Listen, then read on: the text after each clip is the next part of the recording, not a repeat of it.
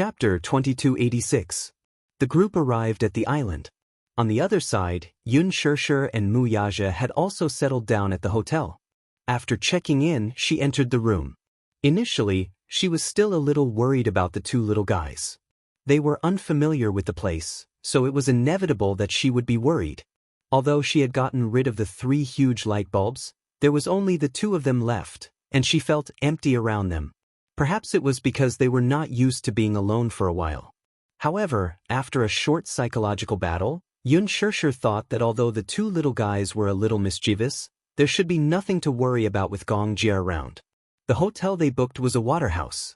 As the name suggested, it was a hotel where there was seawater outside. The hotel Wuxia booked was a super luxurious 7-star hotel. It had more than 300 square meters of space, a living room, a garden, a balcony, and so on. Everything was available. What was even more shocking was that in such a hotel, when one pushed open the balcony door, there was a long wooden corridor. At the end, there was an escalator that led straight to the seawater.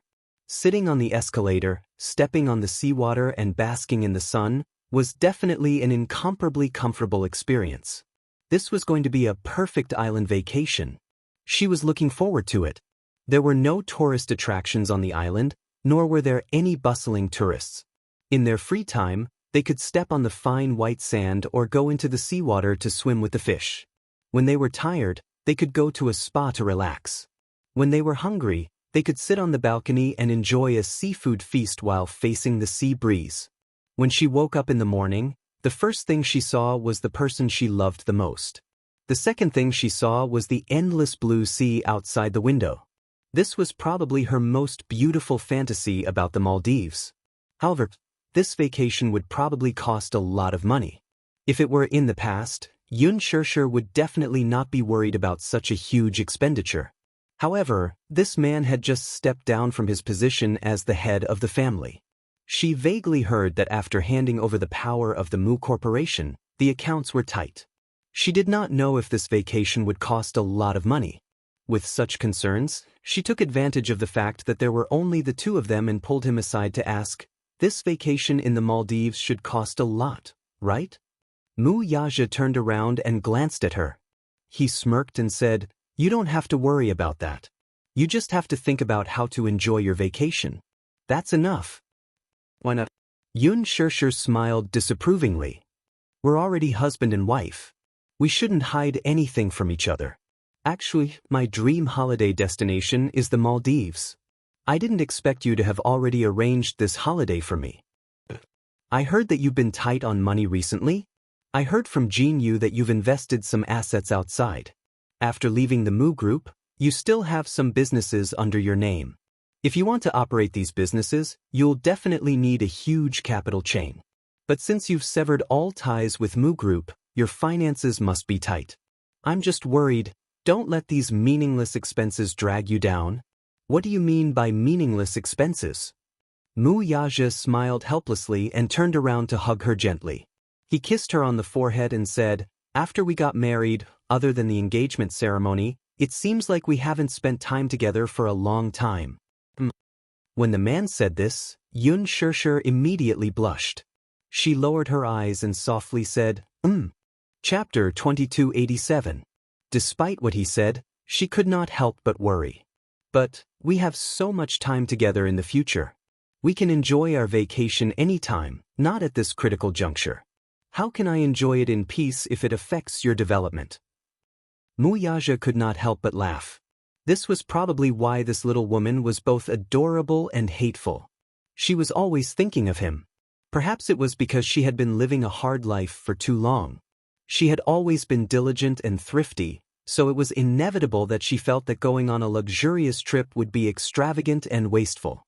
But in reality, she did not have to worry about this at all. You don't have to worry about the expenses of this trip at all. As for what you're worried about, the truth is that there were some problems with the capital chain some time ago, but it's all under my control. I've already calculated that leaving the Muse will bring about a series of difficulties, but I've already expected it, so I've made arrangements in advance. Song Enya was one of the most important links. Song Zhenghua had already agreed to allocate the land in Exin Cheng to him. In less than 2 days, the signing ceremony would be held. With this piece of land, coupled with a new round of financing after the 15th day of the first lunar month, the capital chain should recover. Xianxia probably did not expect that this man had already planned everything ahead of time, so it was inevitable that she had many doubts. Xianxia kissed him and rebuked, "I'm just worried." He smiled. "I know. But since we're here, let's just enjoy it without any distractions. There's no point in worrying about anything else. It's better to enjoy this vacation wholeheartedly." "Alright, I got it." Wuxia suddenly hugged her. "Alright. There's one more thing." Xianxia looked at him curiously. "What is it?" Wuxia gently pecked her pink lips and smiled. Sure, let's get married." Sure, let's get married." Because of this sudden surprise, Xianxia could not help but widen her eyes in disbelief. Get married? In her imagination, there was still a long way to go before an official wedding. The man promised her that he would arrange the wedding as soon as possible. However, she imagined that with so many things happening recently, the wedding couldn't be planned in a hurry. However, she was not in a hurry, but the man was. He couldn't wait to see his beloved woman in a wedding dress, appearing gracefully in front of him. Therefore, things that were originally planned for a long time were put on the agenda. After we're done with this, we'll start preparing for the wedding. However, Xianxia was worried. Isn't it a little too rushed? I promised you that I would give you a wedding that would attract the attention of the entire world. Since I said so, I naturally have to keep my promise. However, since we want to make it grand, we have to prepare in advance so that we won't be flustered when the time comes. Wuxia paused, muttered to himself for a moment, and then said, "There's no need to consider the matrimonial house. Xianxia's manor will be our matrimonial house." Speaking of which, originally, Wuxia had planned to recover the assets of Xianxia after he left the Mu family. After all, these assets belonged to the Mu family. Since Wuxia had left the Mu family, he had nothing to do with them anymore. Chapter 2288. In addition, Xianxia's assets had long been under Jiang Yishan's name by Mu Sheng. This property already belonged to Wuxia, so Mu Linfeng had no right to tamper with it. Wuxia had long been wary of this. Hence, before this, he had already privately changed the ownership of many properties. Now that he had left the Mu family, he looked down and out on the surface, but in reality, Mu Linfeng was secretly stomping his feet in anger. With Wuxia's departure, many of the Mu family's assets had been divided. Not only was the Mu group greatly damaged, but it was also helpless. Since the bridal chamber was already settled, the rest of the matters would be much smoother. How do we prepare for the wedding? Xianxia was a little lost. This was her first time preparing for a wedding, so it was inevitable that her mind would go blank. She did not know what else to prepare. Wuxia said in annoyance, "Little fool, there are many things to prepare for a wedding. For example, the wedding dress you'll wear during the wedding needs to be specially custom-made. Aside from the decorations, before that, we have to prepare for the wedding photos." But wedding photos? At the mention of wedding photos, Xianxia's eyes lit up at his reminder. Wuxia could not help but laugh. "But do you have any thoughts about wedding photos?" Xianxia pursed her lips and smiled with her eyes narrowed. "I do have some thoughts, heh. Where do you want to go for the photos?" If I knew that this trip would be in the Maldives, it wouldn't be a bad idea to take wedding photos here." Xianxia rebuked, "Why didn't you remind me earlier? Other than the Maldives, there are many other options for wedding photos. For example?" Wuxia said, "Paris, France. I heard that it's very romantic to take wedding photos there." "I knew it. Fontainebleau Palace in France is one of the biggest palaces in France. We can go there for the photos." "Oh." Seeing that Xianxia was deep in thought, Wuxia asked, "What other suggestions do you have? I used to fantasize about going to Prague to take wedding photos. It's very romantic there. There's a melancholy mystery there, with Romanesque and Gothic architecture and many medieval-style buildings." "Okay." "Actually," Xianxia suddenly, she said, "actually, we can take photos anywhere. It's important to look good. If it's a famous photographer, it will be beautiful no matter where it's taken. Don't worry about that. I've already made an appointment with a photographer. We just need to decide on the location. Mankey Smith, one of the world's top masters. He's his photographers. Mankey the royal family, Mankey's royal family's wedding previously, when the Mu family, SA family photo families Mu's Aziz's family's Xianxia did not know that the photographer whom the man had hired was the best in the world. If she were to find out, she would probably be in for quite a shock. It was said that Mankey's pay was calculated on an hourly basis. $10,000 per hour. And this was the price that Mu Yaja bargained with him. If Xianxia knew that Mu Yaja had learned how to bargain, she would probably be overjoyed. Mu Yaja said, "It's okay. Think about where you want to take the photos. Wedding photos are a once-in-a-lifetime opportunity. Of course, you have to make the most of it. If you let me do as I please, you might just declare bankruptcy after the wedding photos." Chapter 2289. You said it yourself. Don't regret it when the time comes. But just as the two of them were enjoying their vacation in the Maldives, the contract signing ceremony for Xianxia's land was carried out as scheduled. At the city government building, Jiang Shen and Lu Jinyu were in charge of this matter.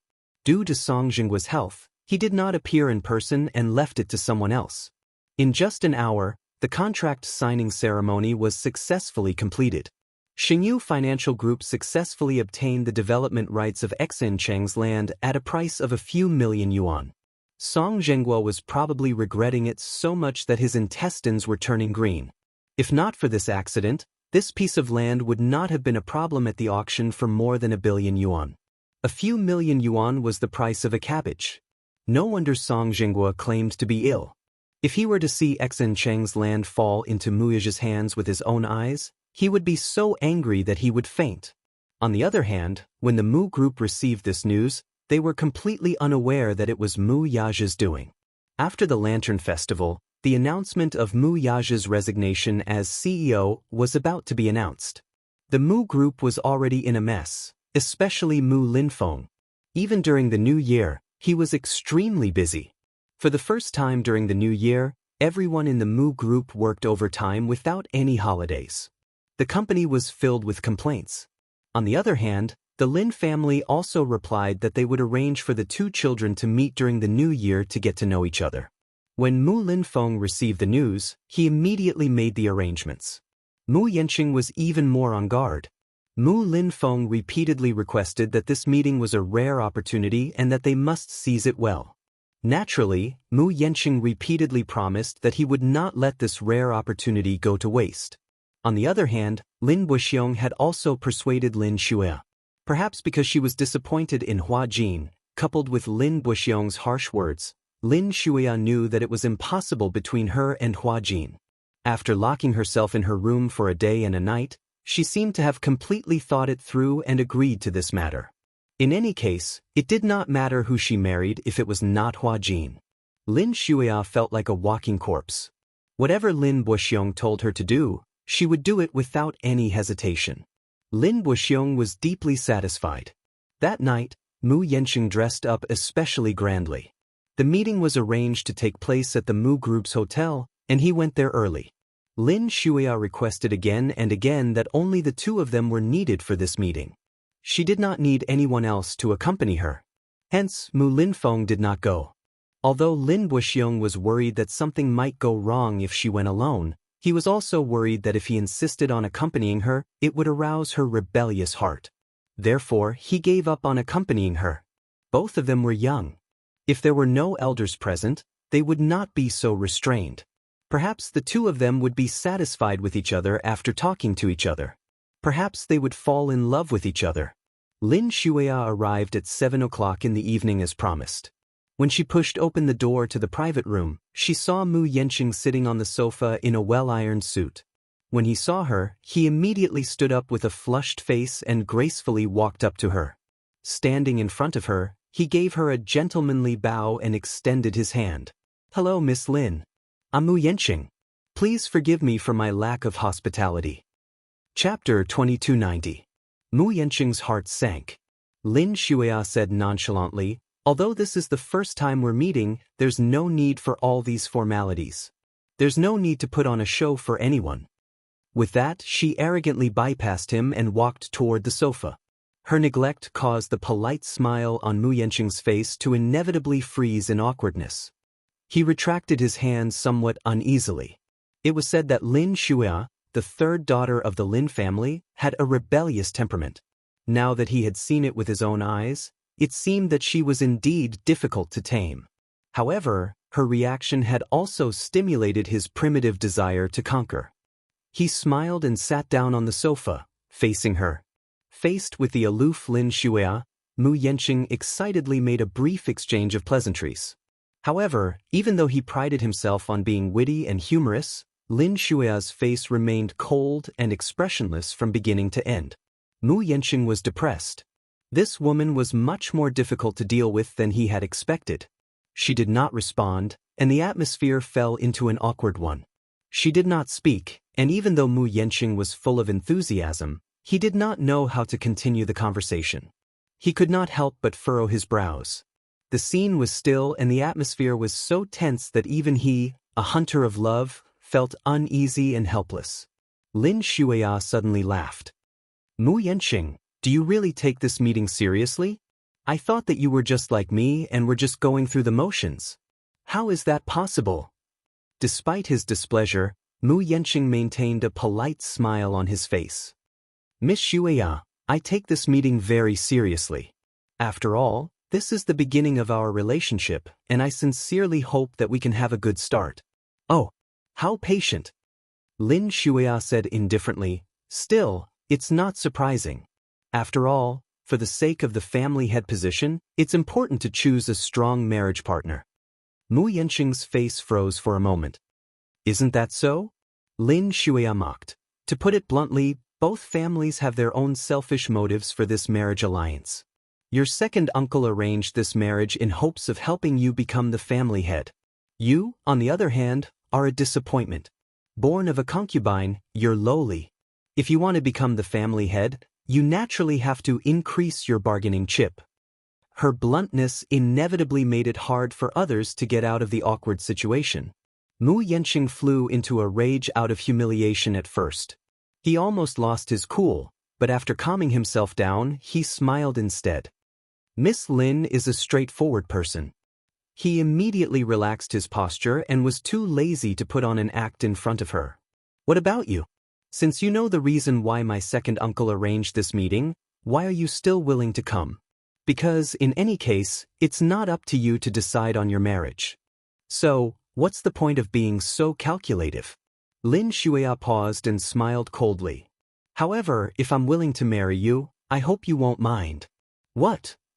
After we get married, I won't ask about your private life, and you won't interfere with my private life. You can have a woman outside, you can mess around, I won't interfere. But at the same time, I have a man, and you are not allowed to interfere. What do you think? Mu Yanqing's face darkened instantly. Are you negotiating with me? Even if you want to negotiate, you need to have the capital to do so. Chapter 2291. Mu Yanqing's face remained impassive, but he sneered inwardly. This Lin Shuya. She was more interesting than he had imagined.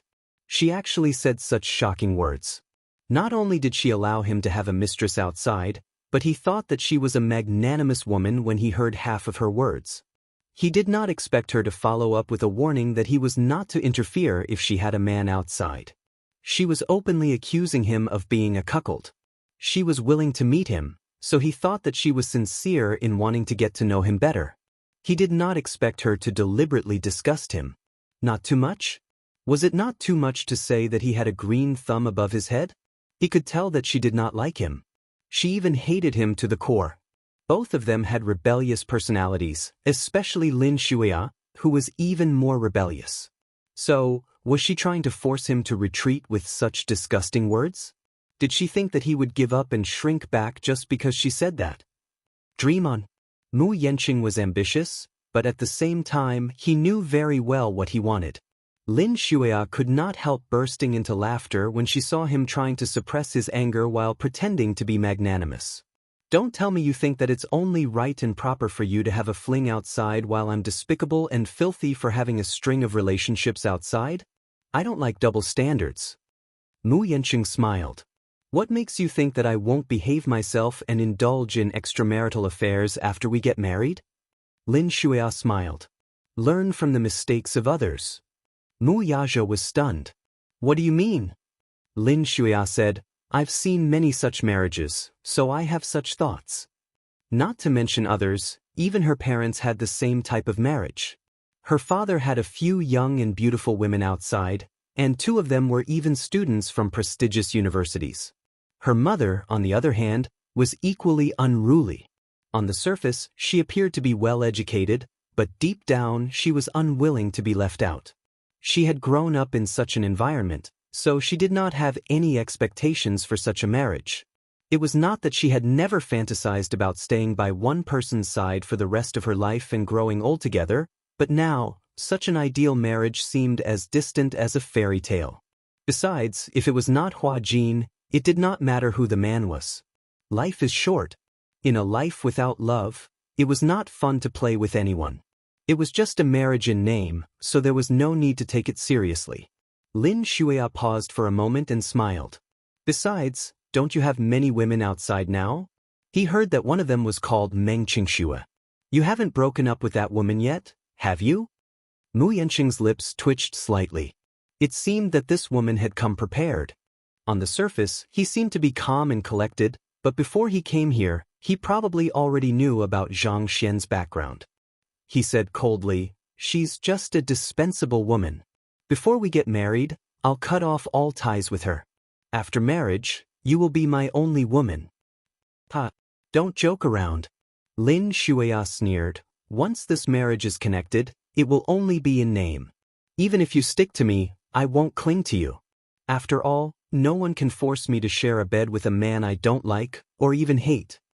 Chapter 2292. Mu Yanqing nearly flew into a rage out of humiliation. Suppressing his anger, he said unhurriedly, I heard that Miss Lin studied abroad for a few years during your university days.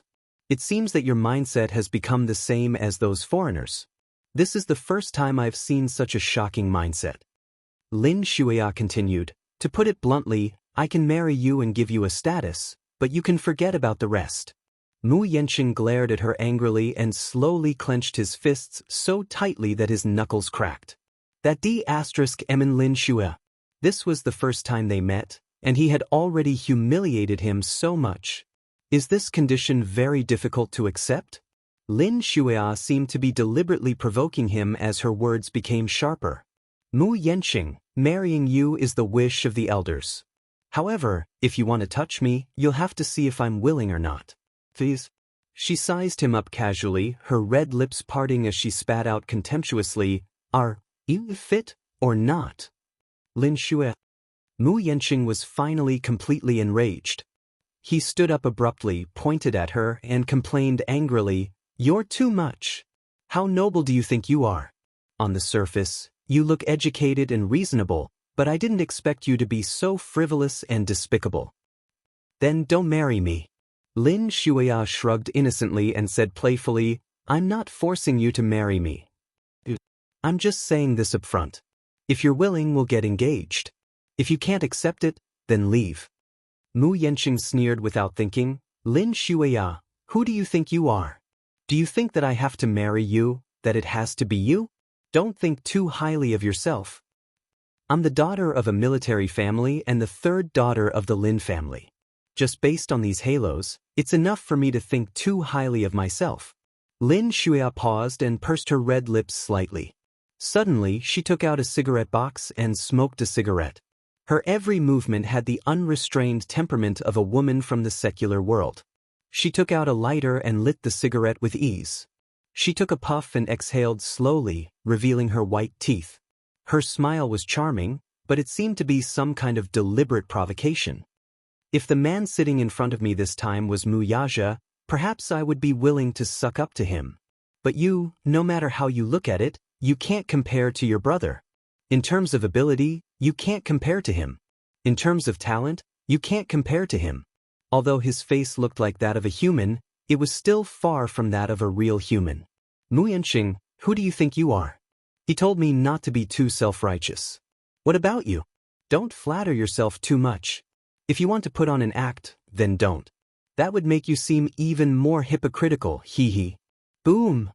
Mu Yanqing's head was about to explode from her words. Comparing him to Muyajia was probably the greatest humiliation to him. When he was very young, he was always compared to Muyajia. When he was young, he was initially in awe of and worshipped Muyajia. As a child, it was only natural for him to worship powerful figures, just like how one would look up to a hero. To him, Muyajia had always been a mythical figure that he could only look up to but not reach. Chapter 2293. Why was he always being compared to Muyajia? Why was he inferior to him in every aspect? Hence, this had become his most untouchable reverse scale. This was undoubtedly the biggest insult to him. A man's ego was terrifyingly strong, especially for someone like Mu Yanqing, who could not tolerate such humiliation. Looking sullen, he kicked the short table away, causing the tea on the table to spill out instantly. Lin Shuya took a puff of her cigarette without batting an eyelid. She did not take his humiliating behavior to heart and merely sat on the sofa in an elegant and undisciplined manner. Her undisciplined attitude only served to accentuate his wretched state, though. Mu Yanqing stood upright and suddenly flashed a sinister grin. Under the dim lighting, his grin looked a little wolfish. He suddenly walked up to her slowly, bent down, and lowered his head to look at her condescendingly. Lin Shuya, you probably don't know what kind of person I am. Lin Shuya raised her head to look at him, seemingly unmoved. She only heard him say word by word, I'm an unscrupulous man. I won't give up until I reach my goal. Do you think that you can easily defeat me by humiliating me like this? Lin Shuya, you're still too inexperienced. Lin Shuya sneered. I'm just speaking the truth. If you don't care, it's not bad to marry you. At the very least, I can live a carefree life and no longer have to be controlled. The muscles on Mu Yanqing's face twitched again. He then snorted and said, It was a pleasant meeting. With that, he turned around and left without looking back. He thought to himself, one day, I'll tame this woman who doesn't know the immensity of heaven and earth and make her obedient.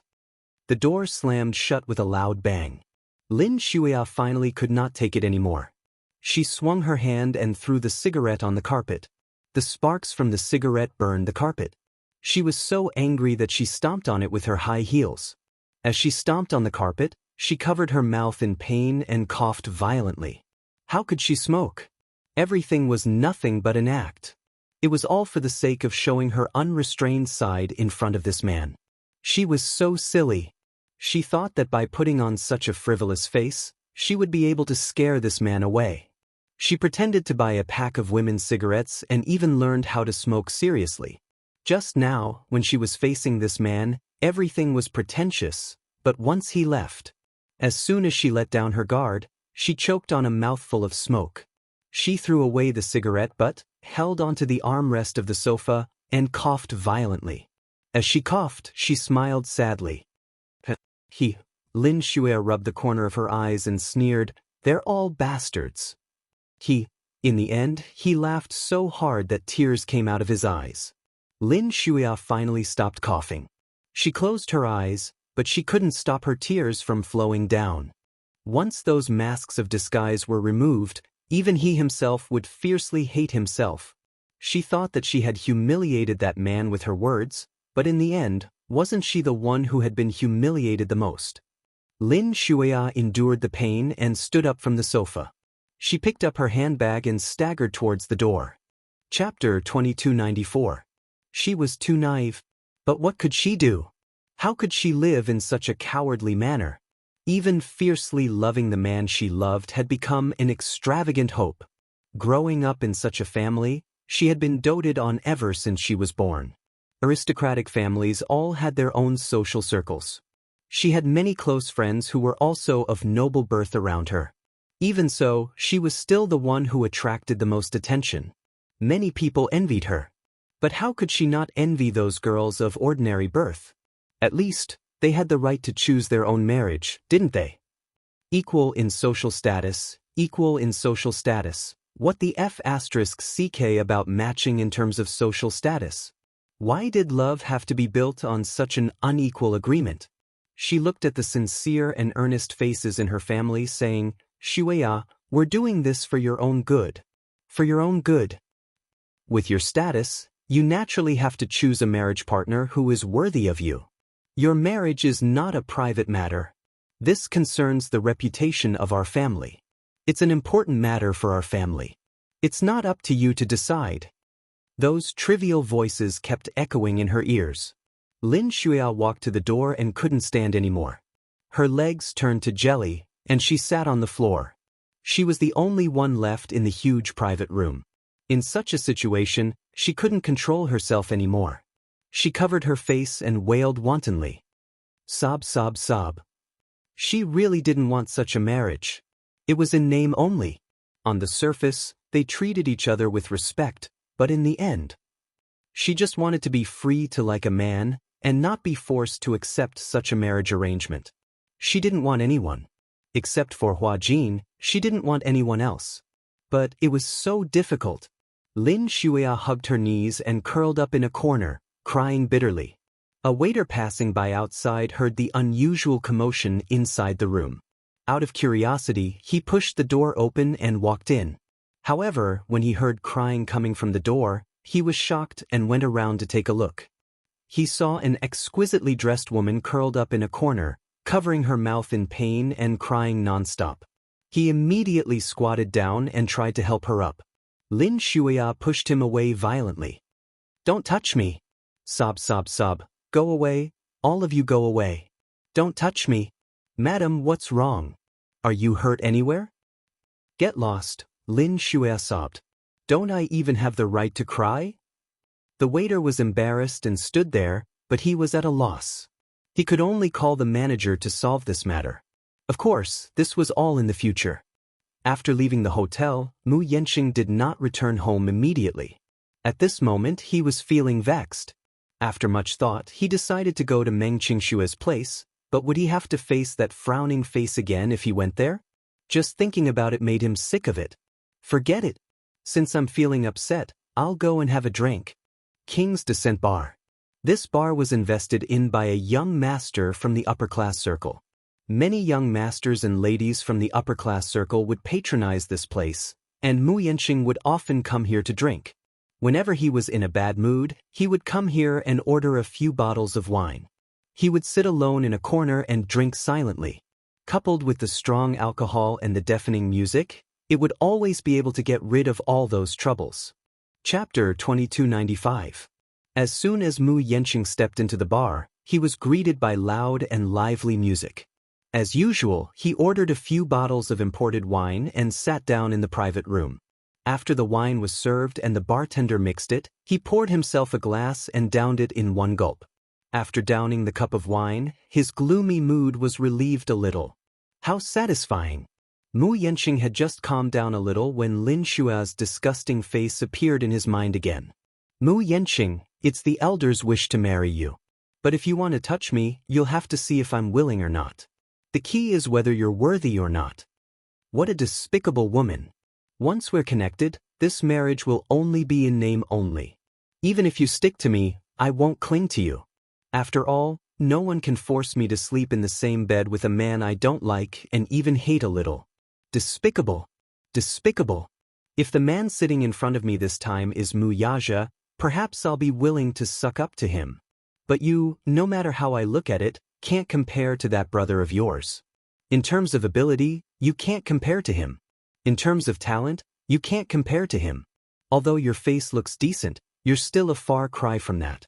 Mu Yanqing, who do you think you are? You told me not to be too self-righteous, but what about you? Don't flatter yourself too much either. Don't put on an act, it'll only make you look more hypocritical. Despicable. Despicable. Mu Yanqing cursed in his heart as he downed glass after glass of imported wine. In the past, when he entered the bar, he might have been in the mood to wander around the bar in search of prey. But now, he was not in the mood to do so. His mind was filled with Lin Shuia's humiliating words. Every time he thought of her arrogant face, he could not help but want to pinch her face until it was smashed into pieces. Despicable. Brother Yanqing? Amidst the noisy music, a delicate woman's voice suddenly entered his ears. By then, Mu Yanqing had already downed an entire bottle of wine. His alcohol tolerance was not bad, but he definitely could not say that he would not get drunk after 1,000 cups. The bottle of foreign wine was very strong, and the alcohol content was very strong. After drinking it, even his stomach and thoughts became hot. He narrowed his eyes and raised his head. At the end of his line of sight, a woman with light makeup walked into the private room and walked towards him. Mu Yanqing sucked in a deep breath of cold air and took a closer look. This face was not unfamiliar to him. In fact, it was extremely familiar. He was startled at first, and then his eyes widened slightly to take a closer look at the face. When the woman came closer and he could see more clearly, he smiled drunkenly and was a little surprised. Enya? Song Enya was wearing a red spaghetti strap dress, which accentuated her picturesque features and delicate makeup. Her long eyelashes, in particular, were especially charming and alluring. What a coincidence! Mu Yanqing smiled. Why are you in this bar too? Song Enya smiled slightly and then sat down beside him, deliberately leaning close to him. Her long, wavy hair was right next to him, and her subtle fragrance was seductive. Perhaps it was because his lips were too close, for Mu Yanqing closed his eyes slightly and sniffed greedily. How fragrant! Chapter 2296. Song Enya explained, I was bored, so I asked a few of my best friends to fool around at the bar. She paused for a moment before her red lips parted slightly. Brother Yanqing, let's have a drink together? Her voice was long and soft, which was extremely bewitching.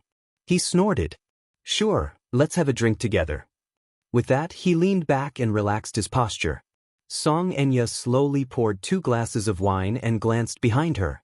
She saw that Mu Yanqing was dozing off with his eyes closed. He seemed to be a little tipsy, so he did not pay attention to her.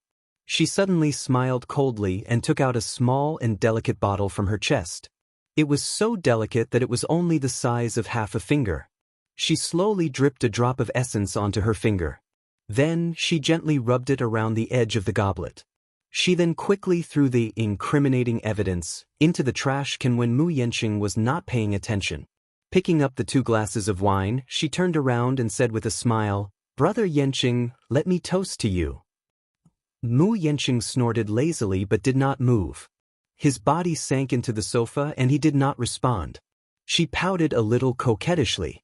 Brother Yanqing, are you drunk? Drunk? His fighting spirit was undoubtedly provoked when he heard this. He opened his eyes and glanced at her unhappily. It's just a few glasses of wine. How can I get drunk? Then, let me toast to you. With that, she smiled and passed the wine glass to him.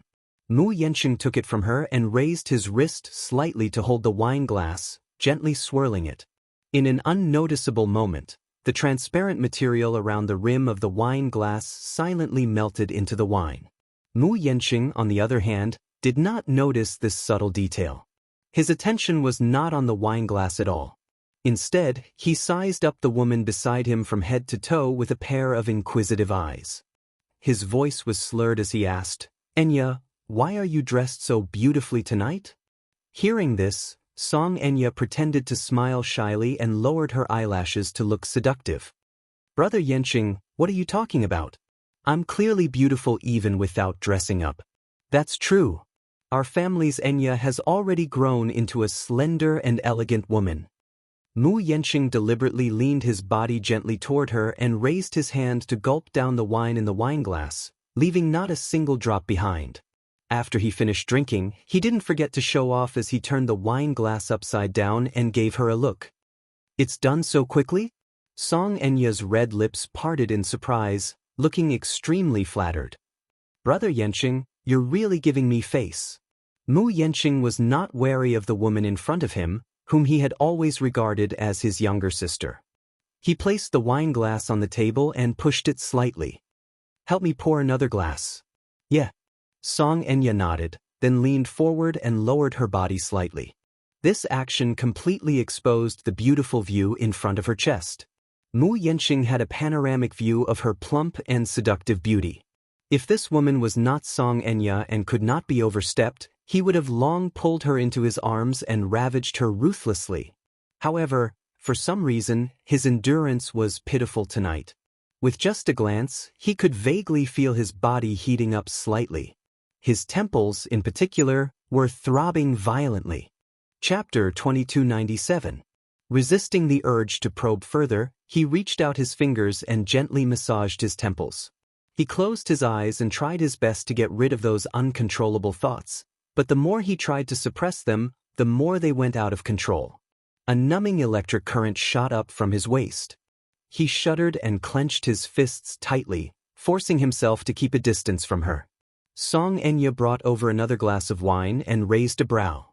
"Here, Brother Yanqing, can you still drink?" "I don't want to drink anymore." He waved his hand, obviously not in the right state. "If I drink any more, I'll probably get into trouble." In a certain aspect, men were not like women who could always maintain their rationality and were easily driven by lust. He waved his hand and emphasized again, "I'll get drunk if I drink any more." "I've seen Brother Yanqing's alcohol tolerance before. It's clearly very good, but you don't seem to be in the best condition tonight." Despite saying this, she did not deliberately suppress the wine. Instead, she put the wine glass aside, turned around, and gently snuggled up to him. She deliberately flirted with him. Her every move was seductive, but she pretended to be reserved. On the surface, she kept a distance from him, but her feigned unintentional behavior was extremely seductive. She turned her head and saw that his face was flushed and his veins were bulging. She knew very well that the drug would soon take effect after drinking a glass of wine. Slowly, under the effects of the drug, Mu Yanqing felt increasingly stuffy and suffocated. He subconsciously buckled his tie, tugged at it, and loosened a button on his collar. However, he still felt that he couldn't breathe. Drunk? He should be drunk. That shouldn't be the case. Normally, it would take at least 2 bottles of this kind of wine to get so drunk. Mu Yanqing shook his head violently. When he opened his eyes again, they were already bloodshot. "Enya," he opened his mouth in a daze and spat out a few words. He stammered, "I think I'm a little drunk." "You drank too much tonight, didn't you?" Xianxia gently stroked his shoulder and muttered, "Brother Yanqing, is there something on your mind? Just now, I saw you sitting in the corner drinking alone. It was said that a person who drank alone would get drunk faster. Is there something bothering you?" Mu Yanqing smiled bitterly and said, "Today, AB** is looked down on me." "Enya, do you think Brother Yanqing is really not as good as that lad? That kid?" Xianxia was perplexed. Wuxia. Mu Yanqing spat out the name through gritted teeth. This name was like a fishbone in his heart. Xianxia's body trembled slightly when she heard that name. Her face turned cold for a moment before her lips curled into a smile. How can that be? How is Brother Yanqing inferior to him? Really? Brother Yanqing, don't belittle yourself. I think you're very outstanding, especially.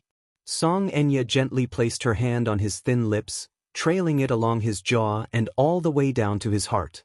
Brother Yanqing, if any woman catches your eye, it's a blessing that she has accumulated in her previous life. Heh. Chapter 2298. Enya, your little mouth is so sweet. His sudden attack seemed to have given her a great shock. She sucked in a breath of cold air and reached out to push him away. She appeared to be a little flustered and helpless. Brother Yanqing, don't do this. Enya, you're so beautiful tonight. With a smirk on his face, he reached out and rubbed that beautiful patch of skin. The exquisite sensation made him close his eyes involuntarily and lean on her body greedily. At this moment, the medicinal properties in his body were completely activated. His body temperature kept rising, burning her in an instant. She suddenly realized that the drug in the man beside her had completely taken effect. She could not help but struggle for a while before coaxing, Brother Yanqing, you're drunk. Let me send you home, okay? I don't want to go home. He hugged her impatiently and mumbled drunkenly, I want you. I only want you. While Xianxia dealt with him, she thought to herself, this medicine is really powerful. It's not like the common knockout drugs in the market. She didn't know where Jiang Qimin got it from, but when she gave it to her, she repeatedly reminded her that the medicinal properties of this medicine would take effect very quickly. If it was mixed with wine and drunk in a cup, the medicinal properties would completely take effect within a few minutes. Furthermore, it would cause people to have hazy hallucinations. It was a hallucinogenic drug. She did not expect the drug's effect to be stronger than she had imagined. Mu Yanqing's body was crooked as he kissed her face in a daze. At the same time, he kept muttering, "It's so hot, it's so hot." Mu Yanqing could not withstand such a strong drug effect. Besides, he had drunk a lot of wine earlier, so he was already drunk. Now, he felt even hotter. He leaned back on the sofa and could not help reaching out to buckle his necktie. He tugged at it repeatedly, as if he could only feel better after getting rid of the tie's restraints. Seeing that he was free from her, Xianxia sat up nervously. Emin man. How can he be so strong?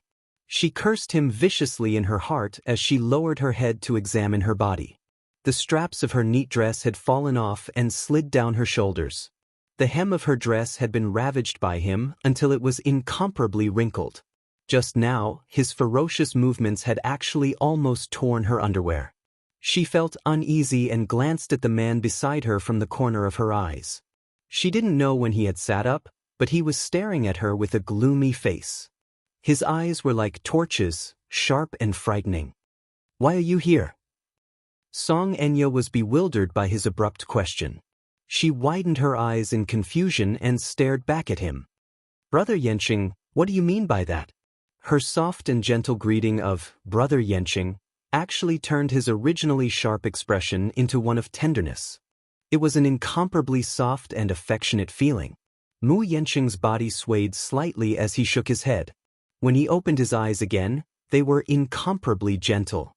Chapter 2299. Just like when they had first met, she was like a budding flower. She looked at him shyly with her fluttering eyelashes, looking very lovable. "Xianxia?" Mu Yanqing smiled foolishly, his thin lips parting slightly as he murmured. With that, he leaned over and pulled the missy into his embrace. "Xianxia, you don't leave me." Xianxia was confused as she listened to this delirious man mumbling incoherently. She could not make out what he was saying. It seemed that he had completely lost his mind. She chuckled and said, "Brother Yanqing, let me send you home, okay?" "But I'll go home with you." Xianxia's lips twitched again. She took a deep breath and carefully adjusted her posture to prevent him from hurting the child in her womb. Ever since that incident, she had been locked up at home by Song Zhenghua and was not allowed to go anywhere. Initially, she was determined to get rid of the child. However, for some reason, she had a dream one night. She dreamed that the child was born. It was as adorable as a porcelain doll with fair skin and jade bones. It nestled in her arms and babbled, "Mommy, mommy." When she woke up from her dream, she leaned against the headboard with mixed feelings and gently caressed her belly. For some reason, her maternal instincts were awakened by this dream. This was her flesh and blood, too. As a mother, she actually wanted to kill this little life. No matter how bad it was, she wanted to keep this child. After all, it was her flesh and blood. From then on, she no longer secretly dumped the food delivered by the servants into the trash can. Instead, she worked hard to nourish her body and replenish her nutrients, hoping that she could give birth to this little life healthily. "Someone come in." A bodyguard walked into the private room expressionlessly. "Missy, what are your orders? Is the car ready?"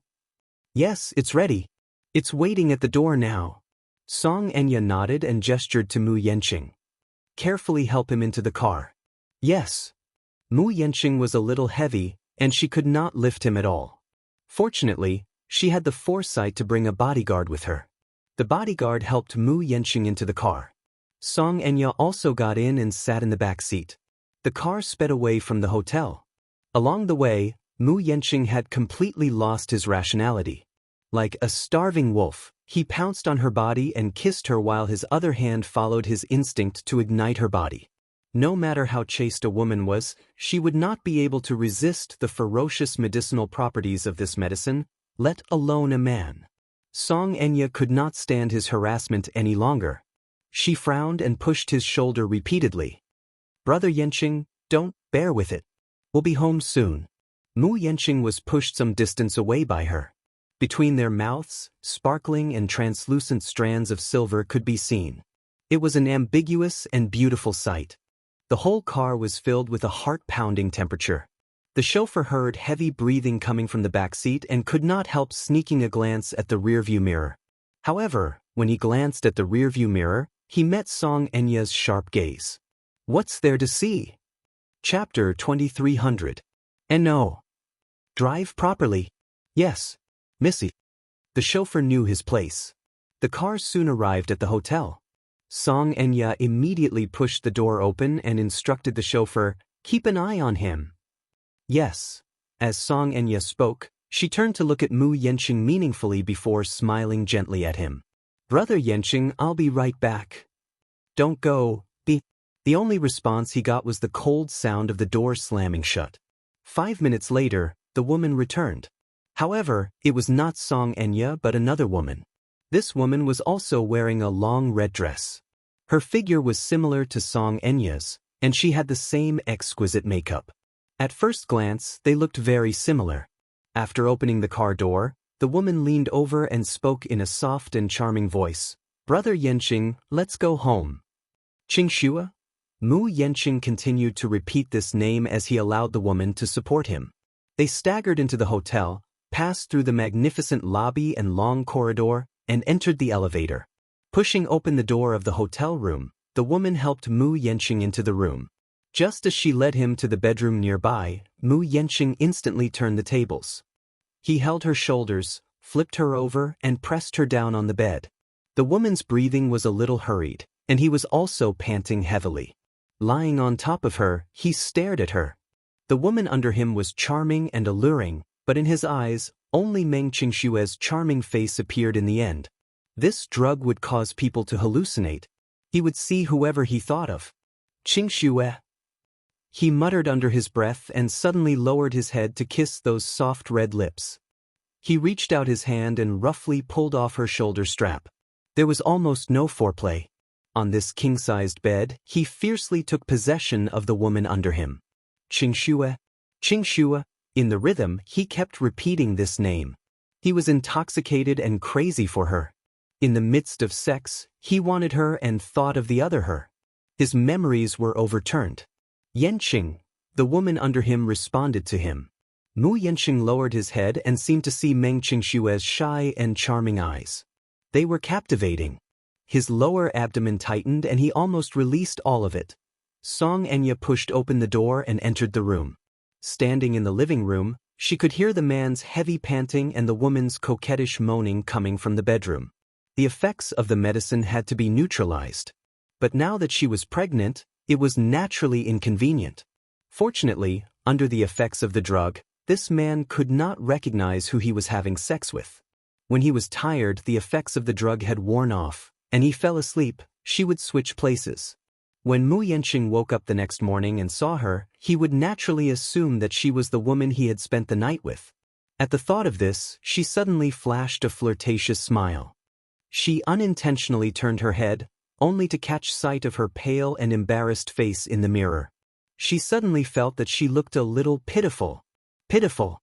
Lamentable, lamentable. How could she have fallen to such a state? She actually did not hesitate to trample on herself like this, just for a status. Xianxia trembled as she touched her face. Pursing her lips, a vicious glint flashed across her eyes. What's the point of thinking about something so useless? Since things had already come to this, he should grit his teeth and take the final step. Chapter 2301. At the thought of this, she sneered and returned to her senses. She then strode into the private room. Inside the private room, there was a charming scene. Mu Yanqing and another woman were entangled together. The room was filled with the light of spring, and it was a little absurd. The two were so immersed in their lovemaking that they did not notice her arrival at all. Xianxia leaned against the door and watched silently. It was so annoying. She turned around and was about to leave when the phone behind her suddenly rang, startling the woman on the bed. The woman looked up and was about to search for the source of the ringtone when she saw her. She almost let out a scream. Xianxia put a finger to her lips and shushed her, indicating for her to keep quiet. The woman was tactful and lowered her head. Xianxia swept her gaze across the floor. Her suit jacket had fallen to the ground, and the ringtone was coming from inside the jacket. She quickly walked over and took out the phone from the jacket pocket, only to see the name, Xianxia, on the screen. Is this his woman? She could not help but grip the phone tightly. She glanced at the woman on the bed and then turned to leave the bedroom with the phone. In the apartment, Xianxia sat on the sofa in the living room, holding the phone tightly.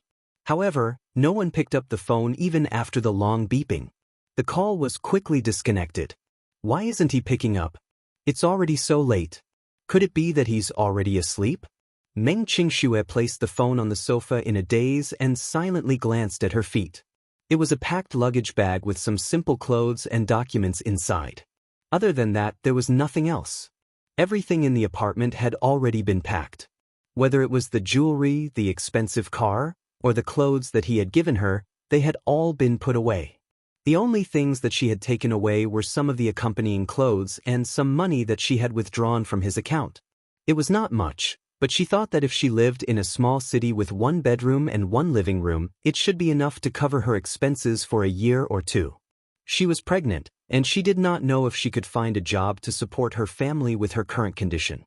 Therefore, to be safe, she thickened her skin and withdrew a sum of money from his account. She was leaving this city, however, after walking one round around the room, she couldn't bear to leave. He was her first man. This phone call was her last hope for that man. Even if it was just one sentence, no, just 3 words, you're not allowed to leave. She would also obediently stay in this apartment, just like a guard, waiting for the day when he would come. However, the only response she got was the beeping sound of the phone not being picked up. Xianxia was unwilling to give up. She picked up the phone again. She didn't care if she was scolded for being unreasonable or humiliated. She just wanted to hear his voice. Such a small request wasn't too greedy, right? Xianxia nervously picked up her phone. Her fingers trembled as she found his number. However, she could not muster up the courage to press the dial button. After a long mental struggle, she finally mustered up the courage to make the call. At the same time, the screen flashed and the caller ID popped up. It was a call from Mu Yanqing. Xianxia's face lit up with joy. She quickly picked up the call and put the phone to her ear. Chapter 2302. An unfamiliar woman's cold voice could be heard from the other end. Who are you? The woman's voice was arrogant and contemptuous as she questioned her coldly. Xianxia was stunned. Seeing that Xianxia did not reply, Xianxia became even more impatient and asked coldly, "Why aren't you saying anything? Who are you looking for when you're calling?" The phone fell to the ground with a thud. Xianxia covered her trembling lips sadly as big drops of tears rolled down her cheeks. It's so late. It's already so late. Why is his phone with a woman? Is it really because he has fallen in love with someone else that he hasn't visited me for so long? What is this? I'm not his official wife. I'm just a canary that he's keeping by his side. I don't even have a basic status. What does he mean by falling in love with someone else? What kind of love is this? This unfamiliar woman called back and used her status as his official wife to interrogate me about my identity. How ironic. Could it be that he didn't even have her saved name in his phone? At this thought, Xianxia was even more devastated. She felt that her feelings for him were all one-sided. She was deeply in love with this man, but now it seemed so ironic and laughable. Xianxia held the phone and vaguely heard a woman's desperate sobbing from the other end. She knew her name. Her contact number was in Mu Yanqing's phone. She took the opportunity to read through his messages earlier. No wonder Mu Yanqing kept muttering that name while hugging her. It seemed that she was one of his little lovers. Actually, she was not in the mood to care how many lovers he had, but on second thought, Mu Yanqing would be her husband in the future. Since he would be her husband, perhaps it would be a marriage without many feelings, but there were some things that she had to care about. He kept calling Xianxia, when he was drunk. She must be a woman who held a lot of weight in his heart. Therefore, she should at least show her who's boss. Xianxia held the phone and said arrogantly and coldly, "Are you still there? Speak." Meng Qingxue picked up the phone again with trembling hands and asked cautiously, "Is Yanqing there? I'm looking for him." "Oh, brother Yanqing?" Xianxia sneered. "Why are you looking for him?" Meng Qingxue felt as if a knife was being twisted in her heart when she heard the woman address her so intimately. She bit her lips tightly. "He's with me, but he's tired now, so he's asleep." Meng Qingxue was stunned, her eyes widening in disbelief. "Don't call me again in the future." With that, the missy hung up the phone. He was already asleep. He was with her. Who was she to him? His woman? Or was she just one of his many lovers? However, Meng Qingxue felt particularly upset when she heard her addressing Mu Yanqing in such an intimate manner. Damn it! She must be crazy. Why did she make this call? Meng Qingxue cried out in grief. She covered her face and wailed wantonly. Xianxia's every word was like a sharp knife cutting into her heart. She felt as if her flesh and blood were about to be torn apart. It was as painful as being twisted by a knife. Her heart hurt so much, her sobs gradually turned into heart-wrenching wails. She could not take it lying down. Chapter 2303. Even if it was just to hear his voice before she left, was that still an extravagant hope? Meng Qingxue wiped her tears fiercely, stood up abruptly, picked up her luggage, and walked towards the door. But just as she reached out and touched the doorknob, she turned back and took a look at every corner of the apartment. She couldn't bear to leave. Big drops of tears rolled down her cheeks as she sobbed. Every corner of the apartment made her feel reluctant to leave. They had once made love to each other on that big bed. She had once laid her head on his lap like a spoiled child on the sofa in the living room. In the dining room, she could even vaguely see her busy cooking for him. Even now, his jacket was still hanging on the balcony. The most painful distance between them was when he wasn't by her side, but he was in her heart. No matter what she saw, it was as if she was seeing him. Meng Qingxue slid to the ground. Holding on to her last hope, Meng Qingxue bit her lip and held back her tears as she dialed the last number. No matter who picked up, she had to hear his voice. This was probably the last bit of courage she had left. From the beginning of this relationship, she had always been the passive party. She was weak and petty. When he didn't think of her, she guarded this small apartment like a person who stayed behind and waited for him to come. She didn't dare to ask for too much and was as petty as a beggar. Sometimes, when she missed him, she wanted to hide under the blanket and cry silently. But in the end, she didn't dare to disturb him. When he thought of her and came here, she was overjoyed like a childish child. The petty and helpless feeling she had when she missed him was instantly swept away, and she was beaming with joy. She hoped that he would truly place her in his heart and love her, so that she wouldn't be lonely and have no home to go to. She loved him, but she was incomparably petty and lowly, as low as the dust. But in exchange for her cowardice, he didn't care. This was the first time she had mustered up her courage, but it was also the last time. Meng Qingxue held the phone tightly. She only hoped that when the call went through, she could hear his voice as usual, even if it was an impatient voice. Meng Qingxue widened her eyes. She was so nervous that she felt a little suffocated. However, just as the call connected and she was about to speak, she suddenly heard the sound of a man and a woman making love. His flirtatious voice continued to enter her ears through the receiver. There was probably nothing that could defeat a person more easily than such a voice. It was direct and brutal. She couldn't hear the woman's voice clearly, but she could hear the man's voice clearly. It was a familiar voice. It was him, it was really him. On such a night, he was by another woman's side. Was it that woman just now? She purposely picked up the call so that she could hear how she was pleasuring Mu Yanqing under her. So, at this moment, someone had already taken her place? He didn't need her anymore. And she was no longer needed. Hee. Meng Qingxue's lips parted as she laughed with hollow eyes. However, before this kind of laughter could be heard, salty tears had already slipped into the gap between her lips. Why did he have to use such a cruel method? He wasn't asleep, was he? He had also tacitly agreed to use this method to completely destroy her last bit of obsession, right? Chapter 2304. She abruptly threw the phone away, as if that would save her from the bone-chilling humiliation. Meng Qingxue leaned against the door and slowly fell to the floor. She bit her lower lip hard and dug her sharp fingertips into her palms. She glanced at the plane ticket on the table and, as if she had made up her mind, slowly stood up. Midnight.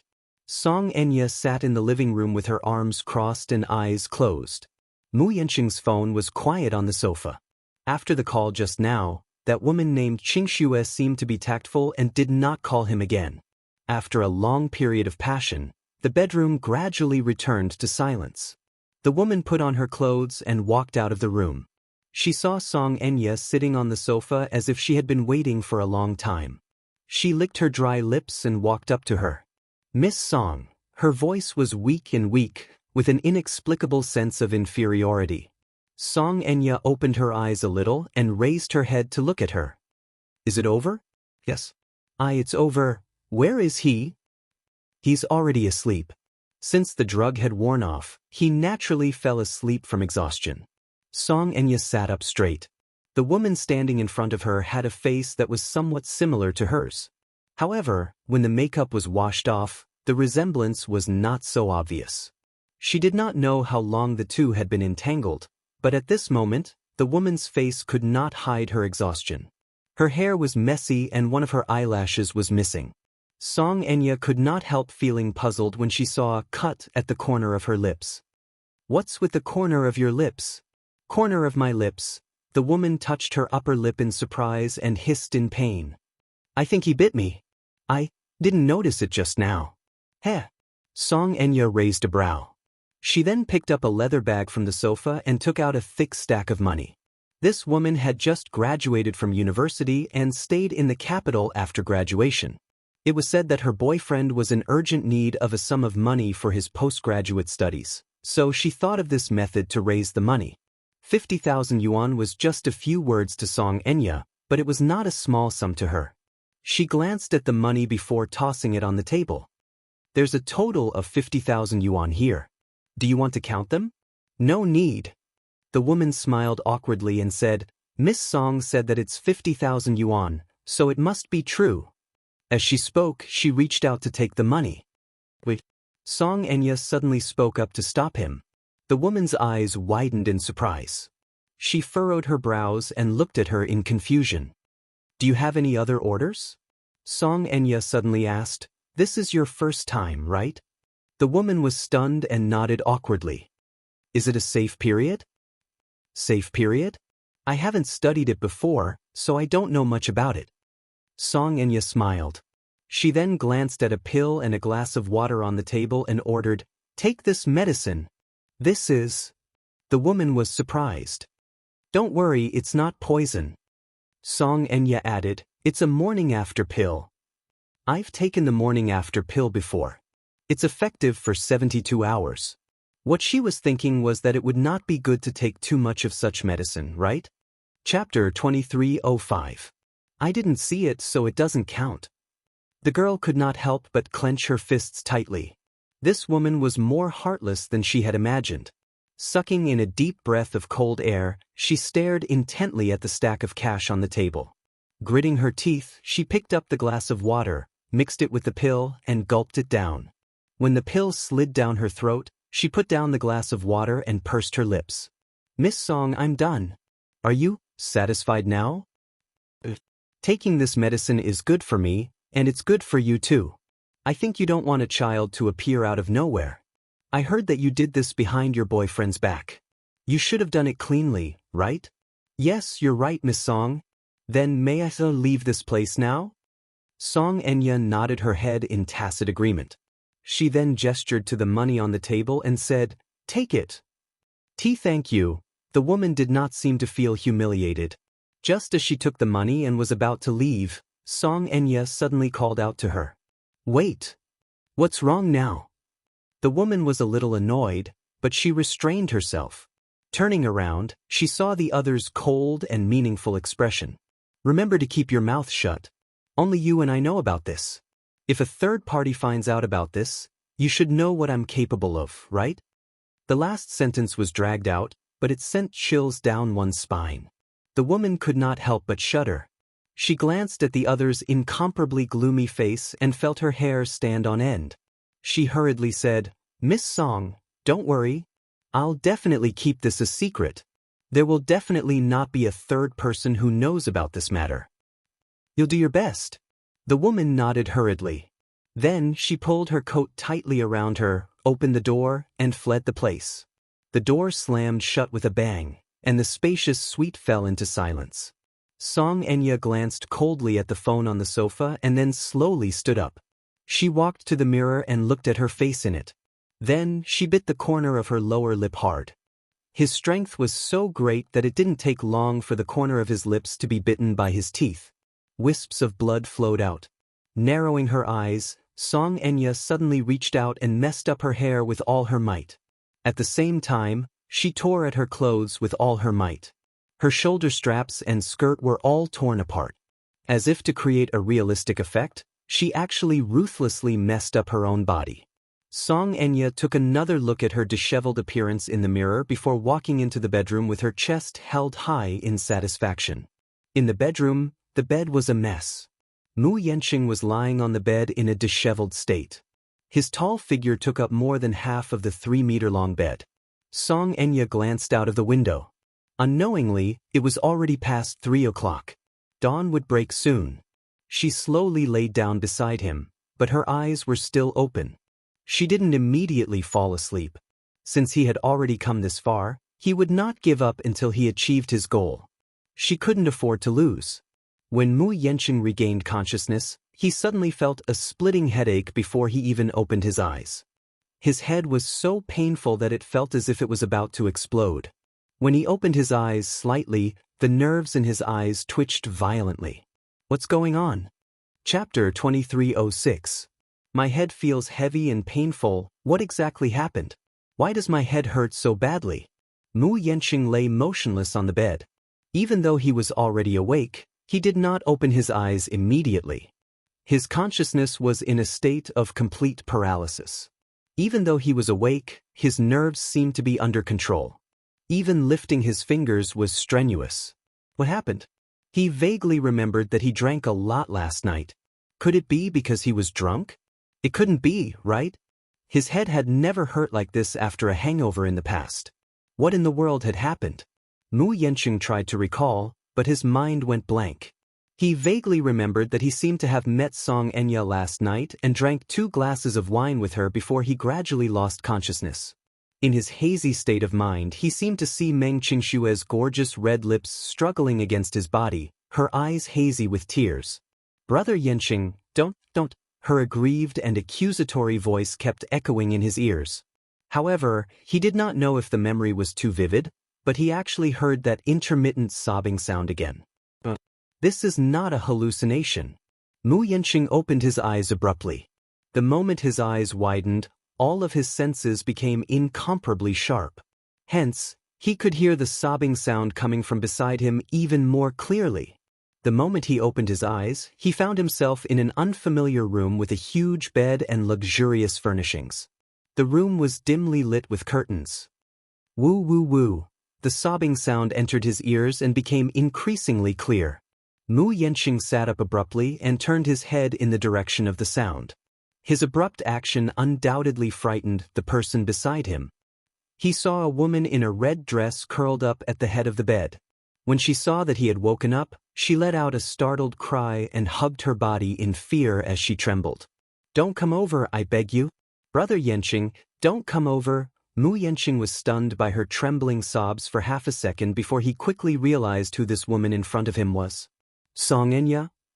This realization left him completely dumbfounded. Even though the woman before him was dressed in rags, her hair was messy, and her makeup was ruined by her tears, he was able to immediately identify her from her trembling voice. Xianxia's voice was very recognizable, especially when she was crying. One would never forget it after hearing it once. Why was it her? Mu Yanqing was stunned for a few seconds. When he saw her trembling in fear and did not know what had happened, he could not help but lean toward her. Enya? Song Enya was so frightened that she retreated even further until she had shrunk into a corner.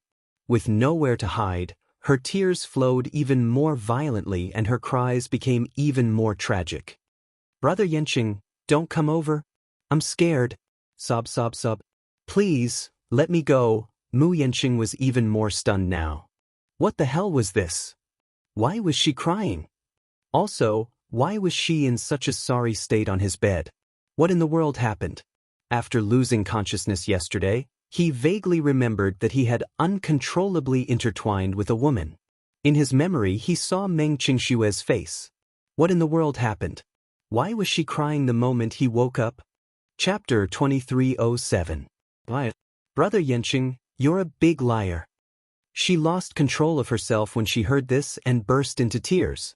Mu Yanqing was even more confused and did not know whether to laugh or cry. The more she cried, the more confused he became. However, when he lowered his head, he caught a glimpse of a bright red bloodstain in the middle of the messy bed under the blanket. He was stunned for a few seconds before he reached out and lifted the blanket, only to discover the bloodstains on the bed. Mu Yanqing thought of a frightening possibility and widened his eyes abruptly. Glaring at her, he pointed at the scattered bloodstains on the bed. Is this yours? Song Enya continued to cry and did not answer his question. However, the sorrowful and aggrieved expression on her face clearly confirmed his suspicions. He was no longer a naive teenager. He would never think that these bloodstains were from a girl's menstrual period. It was not that he had never played with a virgin before. It would be ridiculous if he still could not figure out what had happened at this juncture. He lowered his head to examine himself again. He had taken off all his clothes except for a shirt and a pair of socks. His lower body was naked. He did not need to think about what had happened. It was just that he wanted to recall the scene last night, but he could not figure out what had happened. Mu Yanqing quickly realized what had happened last night. He raised his head abruptly and looked at Song Enya, tongue-tied. Song Enya's tears flowed even more violently and fell continuously. When she saw that he had regained his senses, her face became even more embarrassed.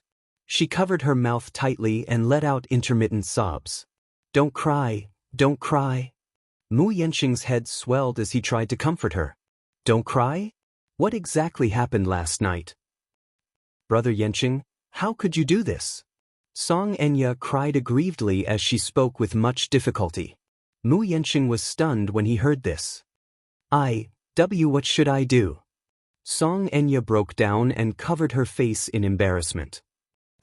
This is my first time. Boom! Mu Yanqing's mind exploded with white light all of a sudden. He furrowed his brows and looked at her helplessly, feeling even more uneasy. Enya, don't cry, okay? I'm a bastard. I was drunk last night and didn't know anything. Maybe I did something bad to you, but it was unintentional. Song Enya suddenly looked up with a pale face and stared at him with teary eyes. Her lips kept trembling as she mulled over his words. I unintentional? I'm probably drunk, so I can't tell who the woman beside me is. I'm a jerk. I didn't mean to look at you. He explained through gritted teeth. What did Enya do wrong? How could Brother Yanqing do this to me? How could he do such a thing to me? What should I do? Song Enya's body trembled even more at the mention of her sore spot, and she burst into tears. Chapter 2308. Song Enya choked with sobs as she lamented bitterly, Brother Yanqing, I've always treated you as an elder brother. But you actually did such a thing to me. I shouldn't have trusted you. I shouldn't have trusted you. No matter what you said last night, I shouldn't have believed you. I should have left you at the bar and ignored you. But who asked me to be so soft-hearted? Who asked me to be so soft-hearted? When I saw you drunk like a puddle of mud and mumbling a woman's name, I couldn't bear it. My heart ached for you and I was afraid that you'd be in danger if I left you at the bar, so I kindly offered to send you home. But at the crucial part, her tears fell even more violently. Mu Yanqing was anxious, but he forced himself to endure it and listen to her patiently. Xianxia wiped her tears and intermittently recounted what happened last night. From her account, Mu Yanqing vaguely knew what had happened last night. Last night, after parting on bad terms with Lin Shuya, he was feeling vexed. He originally wanted to go to Meng Qingshua's place, but just the thought of her gloomy face made him anxious. Hence, he made a detour to the bar and ordered a few bottles of imported wine in an attempt to relieve his frustration. However, halfway through drinking, he happened to meet Xianxia, who was also playing at the bar. Seeing him drinking alone, Xianxia offered to accompany him for a drink. Mu Yanqing was not in a daze at that time. He was still sober and somewhat conscious, but he was also in a tipsy state. Later, for some reason, after a few drinks with Xianxia, he was completely drunk. Xianxia was originally worried that he was drunk, so she wanted to call a cab to send him home. However, he was very drunk at that time and kept mumbling Meng Qingshua's name, saying that he did not want to go home and wanted to go to Meng Qingshua's place. Xianxia cried and said, "How would I know who the name you kept mumbling is? You said that you wanted to go to that woman's place, but I didn't know the address. When I asked you, you wouldn't tell me and kept mumbling that name. I really had no choice, so I thought to send you to a hotel. At least, I'll wait until you're sober." Hence, she called for a chauffeur and sent him to the hotel. Along the way, Mu Yanqing began to grope her. He hugged her while calling out Meng Qingshua's name. Xianxia endured it. She had intended to leave after sending him to his room.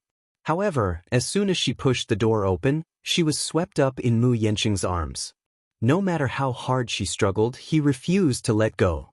He carried her all the way to the bedroom, threw her on the bed, and made her his. Mu Yanqing was a little confused after hearing this. But what she said was true.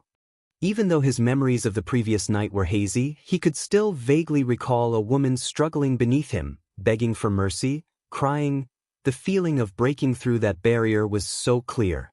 He thought that the woman was Meng Qingxue, so he was unrestrained and had sex with her several times. It was only when he was completely exhausted that he collapsed on the bed and completely lost consciousness. At the thought of this, Mu Yanqing glanced at the bloodstains on the bed from the corner of his eye, and his eyelids suddenly became heavy. Could it be? He had really done something disgraceful in a moment of carelessness. Chapter 2309. He often hung around bars. Other than when he was in a bad mood, when he was in the mood, he would hunt for women in bars with his buddies. One-night stands were common too.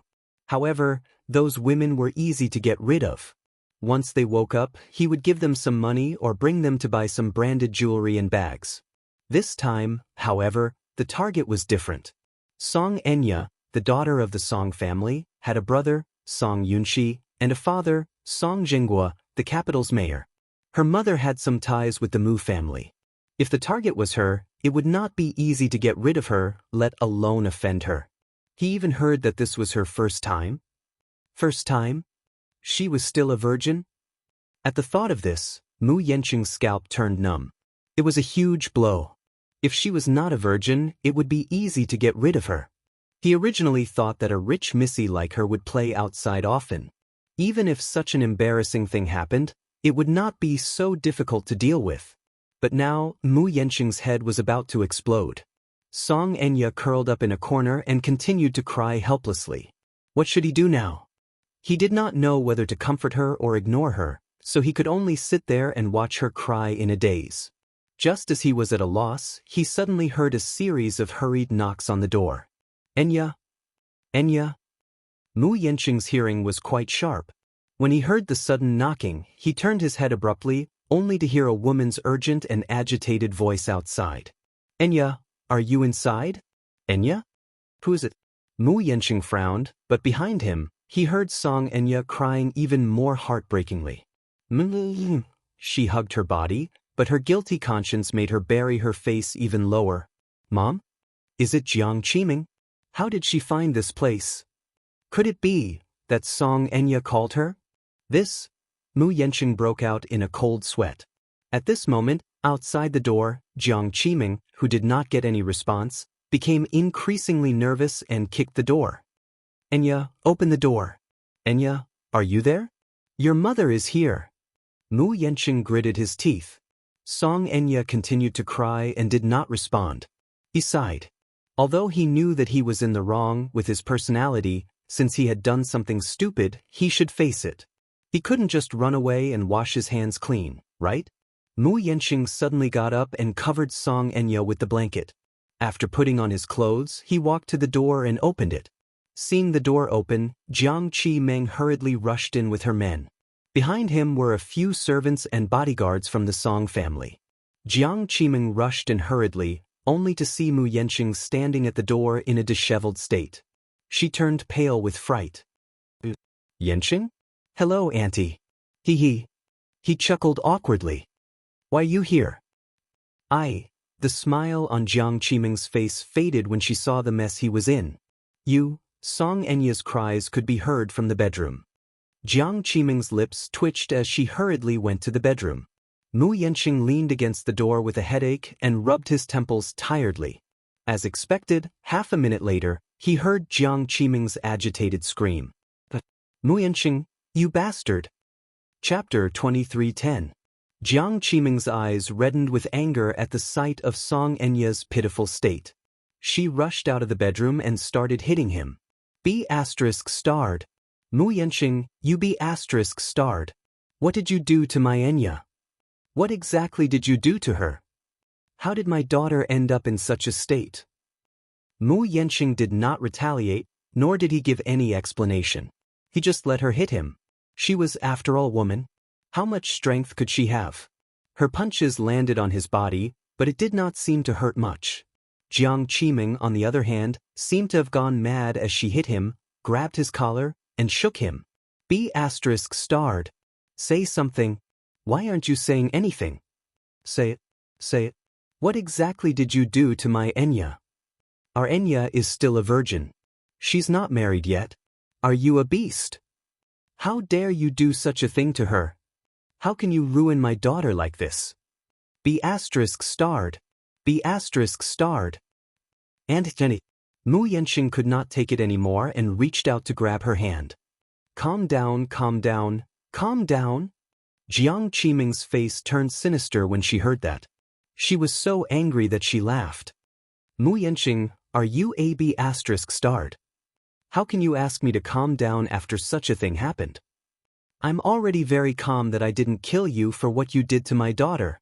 Mu Yanqing, you must give me an explanation today, or else, even if I die, I'll take you down with me. Auntie, do you know the consequences of this matter? My daughter isn't married yet. If this matter gets out, our family's reputation will be ruined by you. Mu Yanqing, what exactly are your intentions to do this to Enya?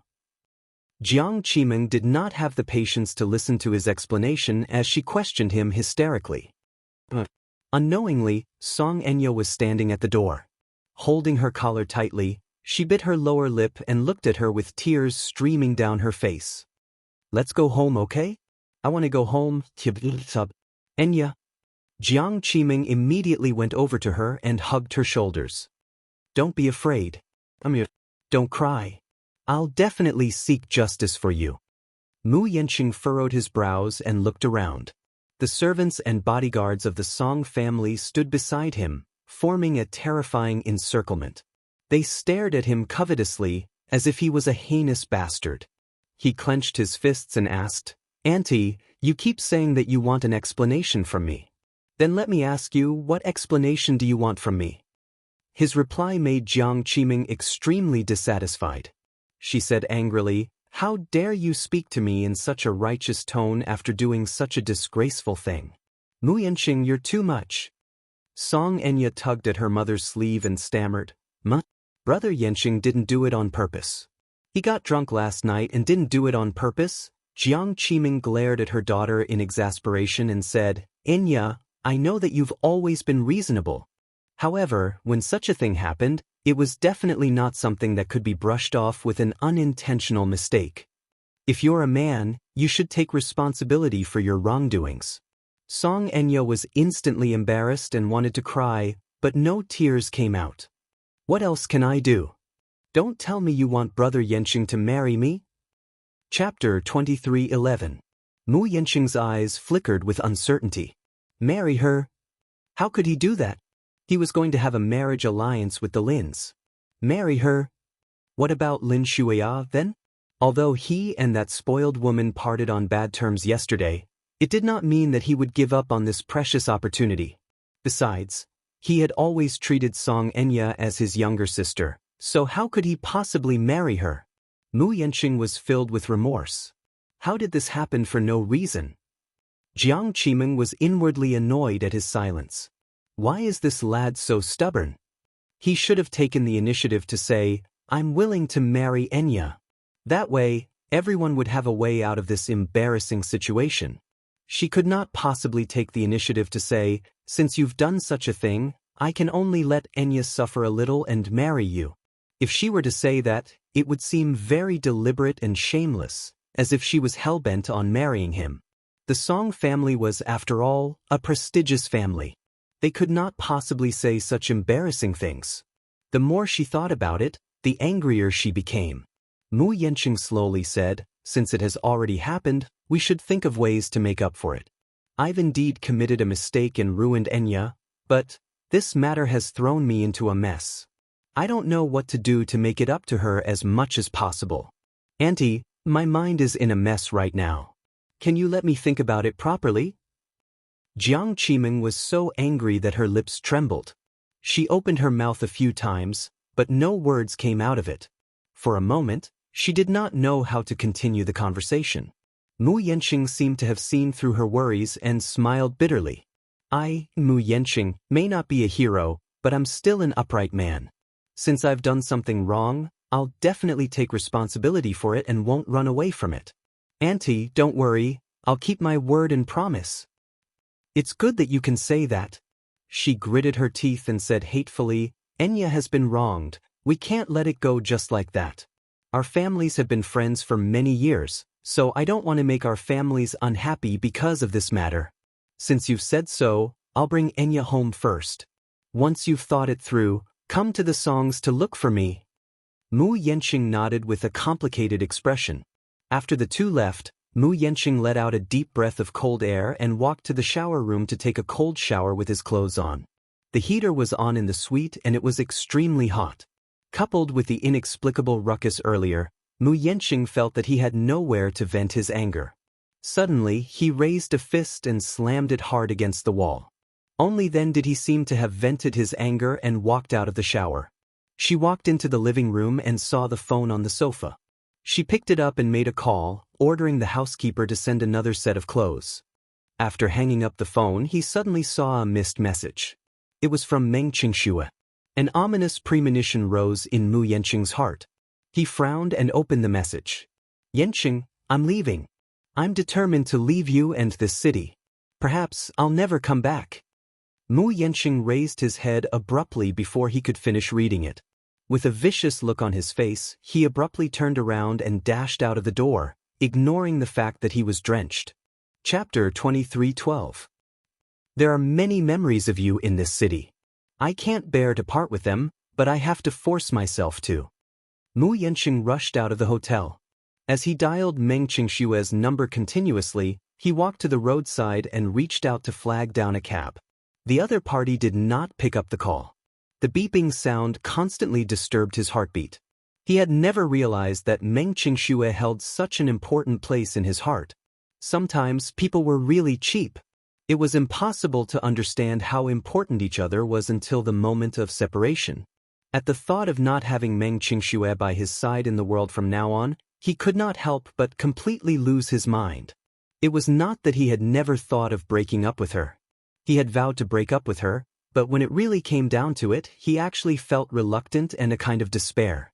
It was as if the world was ending. In his mind, the memories of the two of them kept replaying like a revolving lantern. Mu Yanqing's breathing suddenly quickened. I can't let her go. The contents of the message slowly flooded into his mind. Don't look for me. Just pretend that we never met. I'll forget about you, and you'll forget about me too, right? Standing on the street, he kept flagging down cars. He was in a sorry state and looked wet. None of the passing drivers were willing to drive him. After much difficulty, he finally flagged down a car. Mu Yanqing did not hesitate this time. He opened the door and got into the car. Sitting in the back seat, he ordered, "Chauffeur, to Fengchen International." The chauffeur turned around and looked at him speechlessly. He was so wet that even the seat cushion was wet. When the chauffeur saw this, he frowned. "Oh dear. Sir, look at yourself, you're so wet that you've dirted my seat cushion." Mu Yanqing said, "I'll pay you for the car wash." This isn't about the car wash. In our line of work, we can't afford to waste even a minute. A quarter of an hour less would mean one less business opportunity to earn money. If I wash this car, I'll lose a few hundred yuan today. Mu Yanqing furrowed his brows and rummaged through the pockets of his coat. Fortunately, his coat was not wet. He fished out a wad of cash from the hidden pocket and handed it over. There was more than 1,000 yuan in it, which should be enough for this trip. "Please, I have something very important to do. If that's not enough, leave your account number and I'll transfer the money to you when I get back." "Forget it. Just treat it as a favor." The driver took the cash with a resentful face and pressed the meter. He picked up his phone again and dialed Meng Qingshue's number repeatedly. However, no one came to his rescue. Mu Yanqing was on the verge of losing his mind as he kept urging the driver to speed up. "Master, faster." The driver smiled helplessly. "Young man, I'm already fast enough. The city is always so congested. I can't possibly run a red light, right? Moreover, there are so many speed detectors on the road. This is a commercial vehicle. If it violates the rules, it will be very troublesome." Mu Yanqing gritted his teeth and clenched his fists in anger. The chauffeur glanced at him and suddenly asked half-jokingly, "You're in such a hurry. Don't tell me that you've made your wife angry and want to run away from home? Is that why you're in such a hurry to persuade her?" "Don't worry too much. She's running away from home. I don't think she can go anywhere other than her maiden home." Maiden home? Since when did she have a maiden home? Chapter 23:13. Apart from him, where else could she go? Where else could she go? The chauffeur, on the other hand, seemed to be enlightened. He shook his head and sighed. "Young man, I've seen a lot of things like this, but I still have something to remind you. Don't care about anything else, just cherish the person in front of you. Home was only where one's wife was. Don't only learn to cherish her when you lose her. By then it'll be too late. When husband and wife quarrel, you should give in to the woman. After all, we're men." Mu Yanqing did not say a word from the beginning to the end. His face was gloomy. Half an hour later, the car arrived at Fengchen International Apartment. He was secretly annoyed. Why was the hotel so far away from the apartment?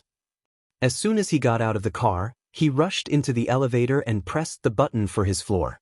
When he reached his floor, he rushed out like the wind. "Qingshuo." He stood at the door and banged on it hard. "Qingshuo, open the door." "It's me. Open the door." No one responded to his banging for a long time. Mu Yanqing lost his mind and raised his leg to kick the door hard. This time, the neighbor at the door was even more alarmed. "Who is it?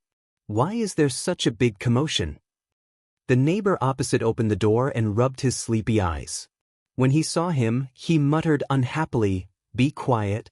I'm working the night shift. Let's be considerate of each other." Mu Yanqing ignored him. When the man saw him standing at the door, he was suddenly surprised. "Are you looking for Xiaomeng?" Mu Yanqing turned around abruptly, his eyes bloodshot. "Do you know where she went?" "I saw her leaving with her luggage when I came back from work this morning. I asked her where she was going, but she didn't say much. She just said that she won't be staying here anymore. If anyone comes looking for her, just say that she's gone and is no longer here." After a pause, the man was suddenly shocked by the drastic change in Mu Yanqing's expression. Seeing his face darken, he was so frightened that he did not dare to speak. "To left?" "Yes," the man nodded and said in a daze, "I even saw her leave the key to the door in the mailbox. I don't know what's wrong with Xiaomeng. She's always smiling, but when I saw her this morning, I saw her frowning for the first time. Her eyes were red as if she had been crying. Who are you to her?" Mu Yanqing furrowed his brows. He could not be bothered to reply to him. Instead, he opened the mailbox beside the door and was shocked to see a key lying quietly beside a bottle of milk. His breathing suddenly quickened, and he slowly took out the key. However, he heard the man's nagging. Xiaomeng's health hasn't been good recently. He's very sick. A while ago, he fainted at the door because of anemia. Fortunately, I discovered it in time and sent her to the hospital. The doctor said that she didn't pay attention to her nutrition during her pregnancy, which led to anemia during pregnancy. Who are you to him? Mu Yanqing turned to look at him and muttered, I'm the child's father. Are you her husband? The man was quite surprised and stared blankly as he said, Then why do I rarely see you here? I usually see little Meng alone. That day when I sent her to the hospital, I asked her if she wanted to contact the child's father. She refused to tell me and only said that she was very busy. How busy was he? He didn't take good care of his wife when she was pregnant. Mu Yanqing could not take it anymore. He picked up the key, opened the door, and entered the house. Chapter 23:14. He dialed Meng Qingshue's number again. A few seconds later, a phone rang from the sofa in the living room. Mu Yanqing was shocked. He loosened his grip on the phone and it fell to the ground with a thud. The black screen shattered. He walked over and picked up the phone from the sofa. He opened the messages and saw that there were 2 drafts. For some reason, they were not sent. Mu Yanqing's heart was empty and his expression was numb for a moment. He clicked on the text message and the words jumped out. His originally empty eyes suddenly focused. Yanqing, as you wish, I've aborted the child. This way, you can be at ease and pursue what you want. From now on we're done. Everything you've given me is in the apartment. I've returned what I owed you, but I don't want you to return what you owe me. I'll just treat it as a dream between us. When I wake up from the dream, it's time to leave. Mu Yanqing, if love really exists in this world, you're probably the first and last person I've ever loved. If love really exists in this world, you're the only one I've ever loved. Mu Yanqing slumped on the sofa and looked up at the ceiling in a daze. Meng Qingshue's innocent face seemed to appear in front of his eyes. That year, for his birthday, she had meticulously prepared a sumptuous feast for him. After blowing out the candles together, she snuggled in his arms and asked coquettishly, Yanqing, can we be together forever? We won't be apart for the rest of our lives. He nodded absent-mindedly. Meng Qingxue was not very satisfied with this perfunctory answer. What's with him? You're patronizing me again. He smiled and scratched her nose. Okay, we'll be together forever and never be apart for the rest of our lives. She smiled. Her eyes seemed to hide countless stars, bright and moving. You'll have to keep your word. If you let me down, what will happen if I let you down? He asked. She snorted and said, If you let me down, I won't want you anymore. I'll leave you and go to a place where you won't be able to find me. I'll never see you again. This willful answer made him burst out laughing. So heartless? Meng Qingxue nodded heavily. He hugged her and said gently, Little liar, you can't leave me. If you leave me, where can you go? In this lifetime, you can only stay by my side forever. After a pause, he added, You need me. When Meng Qingxue heard this, she was a little unwilling. She raised her head and asked carefully, Then, do you need me? She asked stubbornly, Will you be sad without me? Mu Yanqing covered his face with his trembling hands. His face was expressionless, but the tears that dripped from between his fingers silently betrayed him. Tick-tock, her tears fell onto the screen and she fainted. Yes, he needed her. Airport, waiting room. Meng Qingxue sat in her seat, holding a photo in her hand. She kept rubbing it, but she couldn't stop her tears. Drop by drop, they fell on the photo, smudging a corner. That was the only photo they took, and it was taken in the mall. It was a selfie. She pestered him relentlessly before he agreed to go into the small studio with her and take that one photo. Chapter 23:15. She gripped the corner of the photo tightly and cried pitifully. Dear passengers flying from the capital to Haining, please take note that your flight CA0003 is about to take off. Please bring your belongings, present your boarding pass, and prepare to board the plane at Gate 3. We wish you a pleasant journey. Thank you. Meng Qingxue bit her lower lip hard when she heard the boarding announcement. Reluctantly, she stood up and walked to the dustbin. With tears in her eyes, she pretended to throw the photos into the bin. She turned around, dragged her luggage, and walked toward the boarding gate like a zombie. At the Song residence. When Jiang Qiming and Song Enya returned, both mother and daughter had different expressions on their faces. The two walked into the bedroom and closed the door. Song Enya turned around and asked worriedly, "Mom, what's wrong?" Jiang Qiming looked at her with concern and suddenly asked worriedly, "Did the plan go smoothly last night? Did you do a clean job? He didn't find out anything fishy about you, did he?" Song Enya nodded.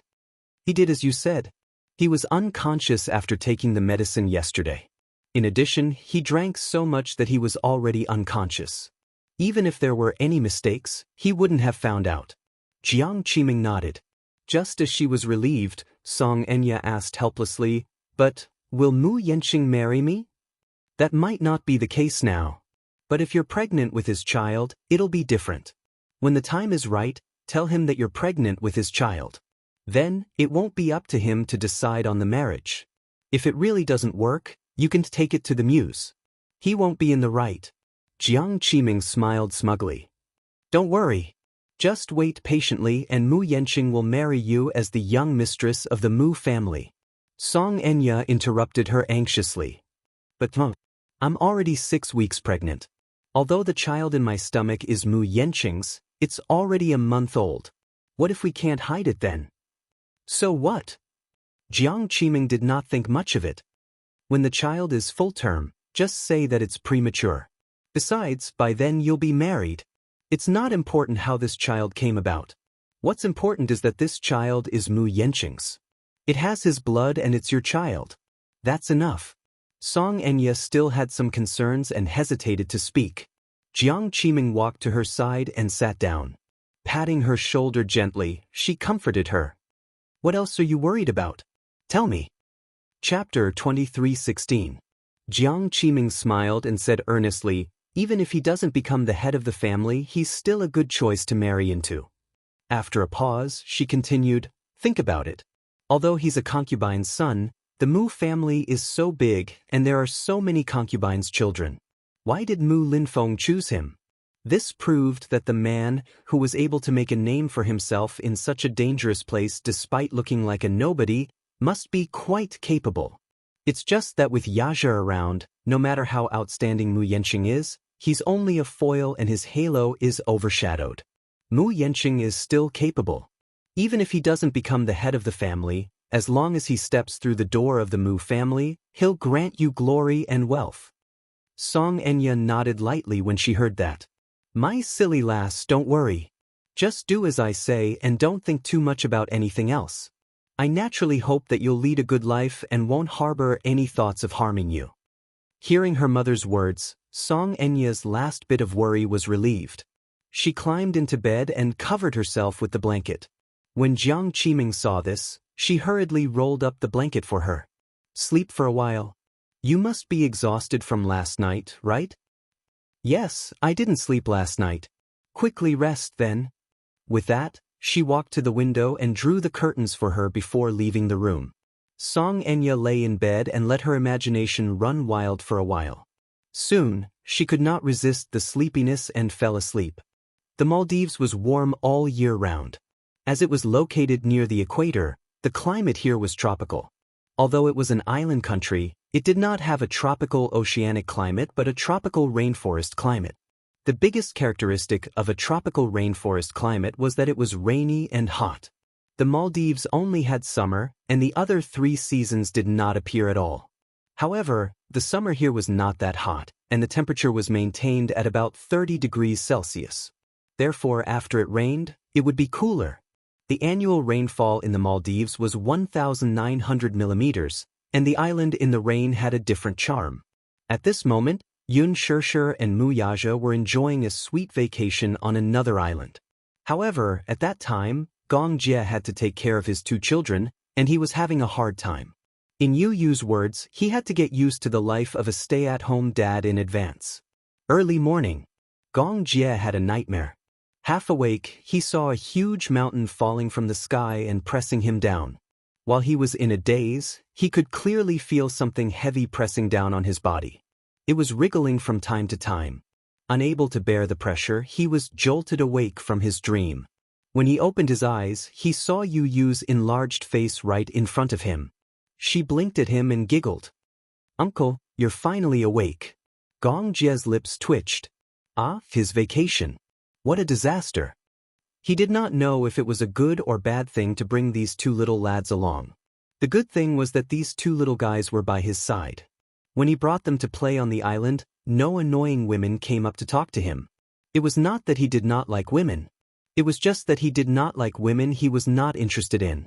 However, the bad thing was... Chapter 23:17. Uncle, I'm so hungry. How long are you going to sleep for before you bring us to eat something nice? Xianxia lay limply on the edge of the bed and grumbled pitifully. It turned out that he wanted him to bring them to look for food. Gong Jie covered his face helplessly. The veins on his forehead were bulging. Please. What time was it? Moreover, the hotel had prepared food. They could go straight to the restaurant. Yu Yu glared at him as if she had guessed what he was thinking. She said expressionlessly, "Uncle, this hotel doesn't provide Chinese food." "What time is it?" Yu Yu reminded him, "It's already 10:30. Hurry up and get up. Bring us to look for food." Yu Yu threw a pillow at his face. Gong Jie didn't even have the strength to push the pillow away. Why did he feel like he was an eagle? Early in the morning, Yu Yu and Xianxia were like two little eagles, surrounding him and asking him to look for food. Sigh. In his imagination, he would hold hands with Xianxia, walk on the beach, and play in the sea. But now, it was gone forever. Gong Jie furrowed his brows as he lay on the bed listlessly. Yesterday, after he finally managed to get the two little guys to sleep, he was in a rare mood. He went to the bar on the island and drank a few glasses of imported wine. When he returned to the hotel, he slept until now.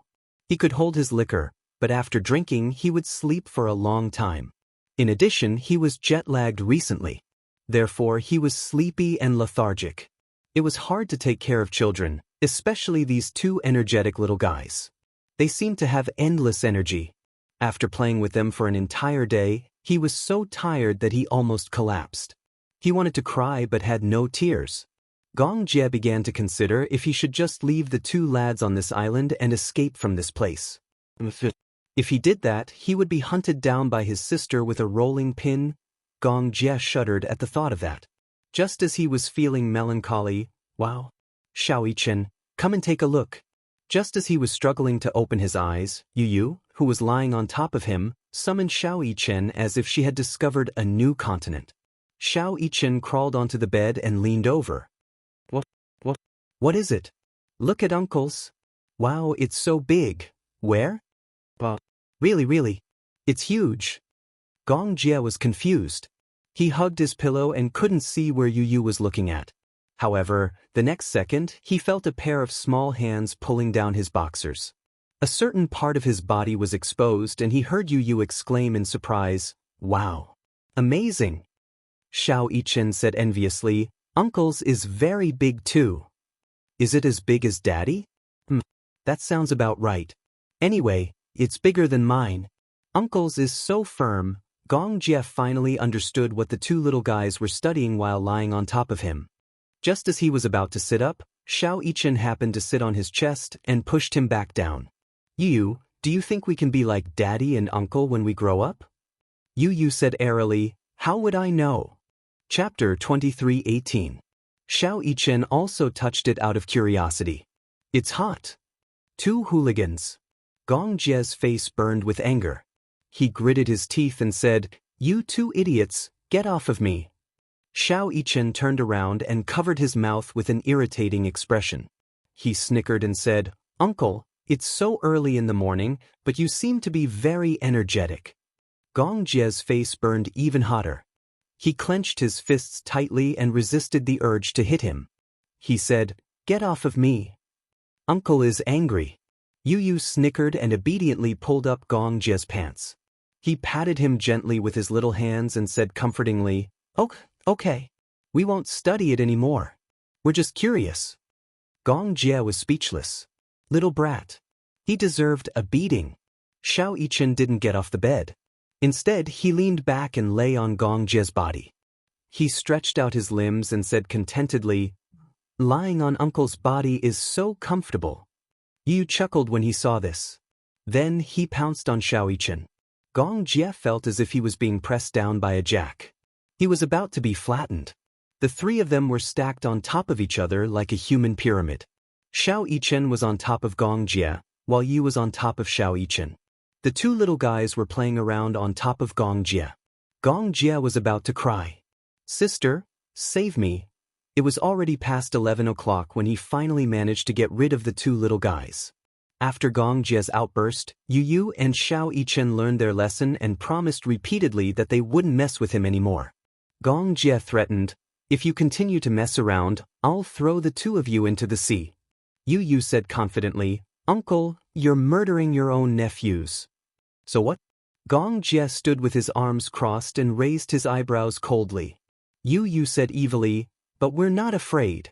If Mommy finds out, she'll definitely throw you into the sea too." Gong Jie, he even knew how to threaten others. Forget it. He didn't want to lower himself to the level of these two little things.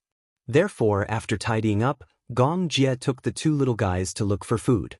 On this island, there was a very famous underwater restaurant called Itha Undersea Restaurant, which meant pearl in the local language. The restaurant was located 6 meters below sea level.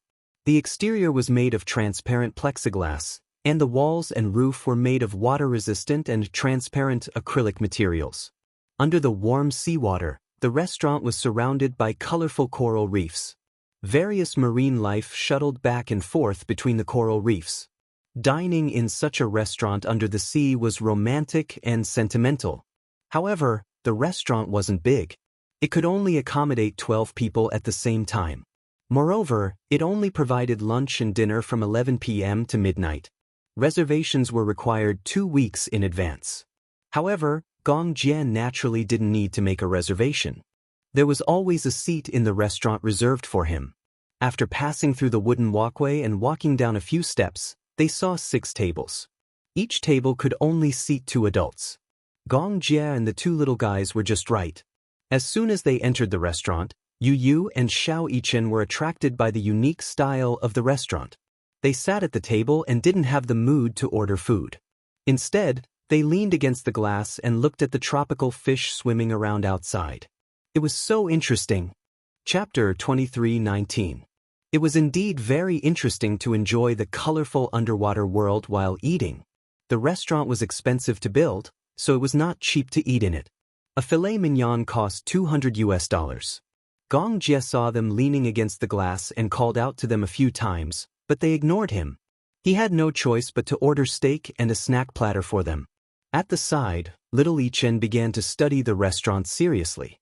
"You, the water pressure in the sea is so high. Do you think the glass will break after a while?" Although this restaurant is not built in the deep sea, the turbulence in the sea is still very strong. However, the designer must have considered this problem when building this restaurant. Therefore, the materials used must be strong and resistant to water pressure. Xiao Yichen nodded as if he understood. He looked at Yu with a pair of starry eyes. You know a lot. Did you learn all this from reading books? Please, this is common knowledge. Investing in a restaurant like this underwater must have taken into account many risks. Gong Jie was speechless. It was said that children were lively and had endless energy. They were curious about everything. It was true. Yi was not like this in the past. In the past, he had interacted with him on the internet.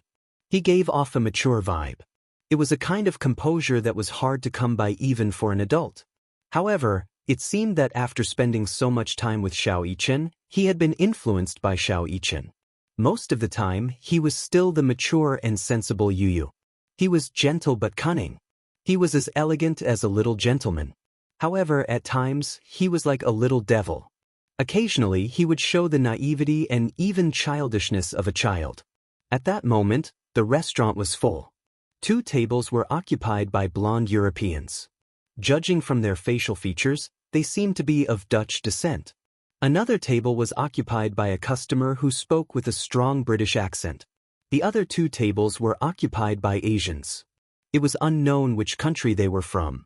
It was the peak tourist season. Many countries were on holiday. Some people took the opportunity to fly to the Maldives for a vacation. There were also some who chose the Maldives for their honeymoon.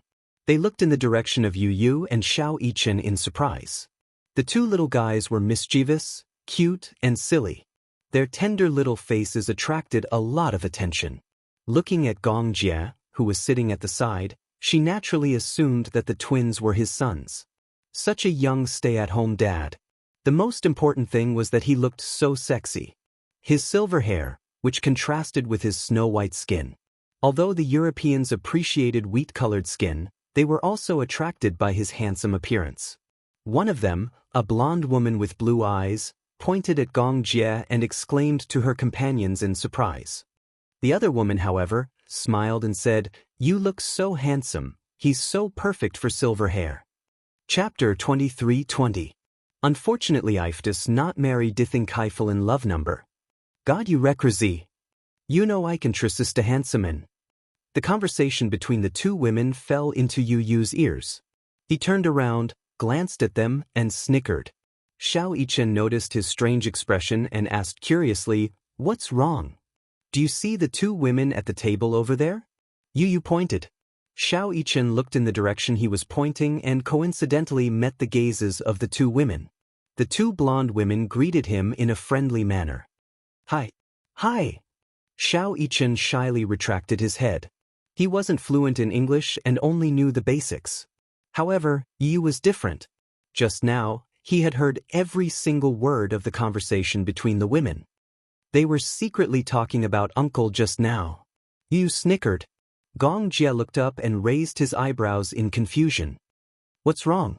Uncle, didn't you hear them? They were talking about you just now." Xianxia casually flipped through the magazine on the table, but he didn't seem to care. "What did they say?" "They thought that we were your sons. They even said that if you weren't married, they would have taken the initiative and started a romantic relationship on this island." Xianxia opened his mouth in shock. "Well, so bold." Yu Yu imitated the extremely affectionate expressions of the women from just now and said, "You know, I can't resist handsome men." After he finished speaking, he sized up Xianxia's handsome face. "Uncle, I didn't expect you to attract so many women." Xianxia retorted expressionlessly, "If being handsome and sexy is a sin, then I can't be forgiven." Cough cough. Xianxia made a lively expression to reflect his narcissism. Xianxia glared at him. "Isn't this the truth?" Xianxia said truthfully, "Uncle, men should be more reserved and not be too narcissistic. Look at me, I'm so cute at such a young age. Do I talk about it as often as you do? I'm low-key, so I don't talk about it." Xianxia was speechless. Shameless. He admitted defeat. Yu Yu glanced coldly at the 2 of them and his lips twitched. Shameless. Yu Yu smiled and said, "Uncle, don't think I don't know that you're using Xianxia and me as a shield. But that's strange. Don't you look forward to a beautiful encounter on the island? A romantic encounter in the Maldives sounds great." In the 2 days since they arrived on the island, every time they appeared in bars or crowded places with Xianxia, they could feel the hot gazes of the blonde, blue-eyed women with hot figures shooting at Xianxia. Chapter 23:21. This abnormal reaction had once made him doubt his uncle's sexual orientation. He remembered one time when a sexy woman had mustered the courage to approach him. Xianxia had immediately hugged the 2 little lads in his arms and replied in fluent English, "Sorry, I'm married." Xianxia did not understand. Yu Yu, however, understood. He was using them as a shield. As they joked around, the waiter served the dishes.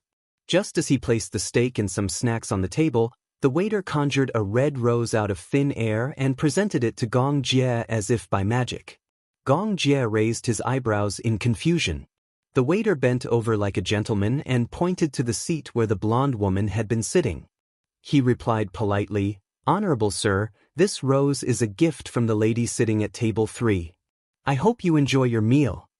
After he finished speaking, he left leisurely. Xianxia, however, coldly placed the roses aside. Yu Yu said, "Uncle, you're too cold. The lady appreciates you. Aren't you going to do anything? Gong Jie replied, I'm not interested in women. Xiao Yichen choked on his fruit juice. He widened his eyes in surprise as if he had seen an alien. Yu glanced at the rose and then looked at Gong Jie's cold expression. He said quietly, Uncle, your reaction is very suspicious. I'm starting to wonder if you like men. This time, it was Gong Jie's turn to choke. He coughed lightly and took a napkin from the side to wipe his lips. He glared at him coldly. Your uncle's sexual orientation is very normal. But you clearly said that you're not interested in women. I don't like women with big breasts. I don't like women with big butts either. Yu said, most men like women with big breasts. Is that so? Gong Jie smiled arrogantly. That's why I'm not a typical man. Yu suddenly asked evilly, oh, is it because you like Brother Huajin more than women? Gong Jie's face froze. He looked up with a cold gaze. Get lost. He touched a sore spot. Even now, he still felt uncomfortable when he recalled the situation that night. I saw Uncle's ears turn red when he kissed Brother Huajin that night. He's obviously shy. The little lad's words were full of surprises, though. Get lost. Gong Jie warned him with his gaze. If a person's gaze was truly lethal, the boy before him would have long been frozen into a popsicle. At the side, little Yichen's gossipy soul was instantly ignited. Uncle kissed Brother Huajin? Yeah. It's mouth to mouth. Xiao Yichen widened his eyes and exclaimed, when did this happen? Why didn't I know about it? Yu said, that night New Year's Eve. You went to bed early and we were playing cards. The loser had to be punished. After that, Gong Jie and Brother Huajin lost, so Daddy pranked them. After he said that, he didn't forget to tease Gong Jie. That night, Uncle kissed Brother Huajin a few times. Lips to lips, even your ears turned red. Gong Jie gritted his teeth. Shut up. Yu laughed. Thopo, don't be shy. I'm very open-minded. I've never discriminated against gay people. Chapter 23-22. Gong Jie said angrily, I'll repeat myself. I don't like men. He raised his voice slightly. Everyone in the restaurant stopped what they were doing and stopped talking. They were attracted by his angry declaration and looked over. Even the waiter at the bar looked over in a daze, and his hands paused in their movements. The air froze.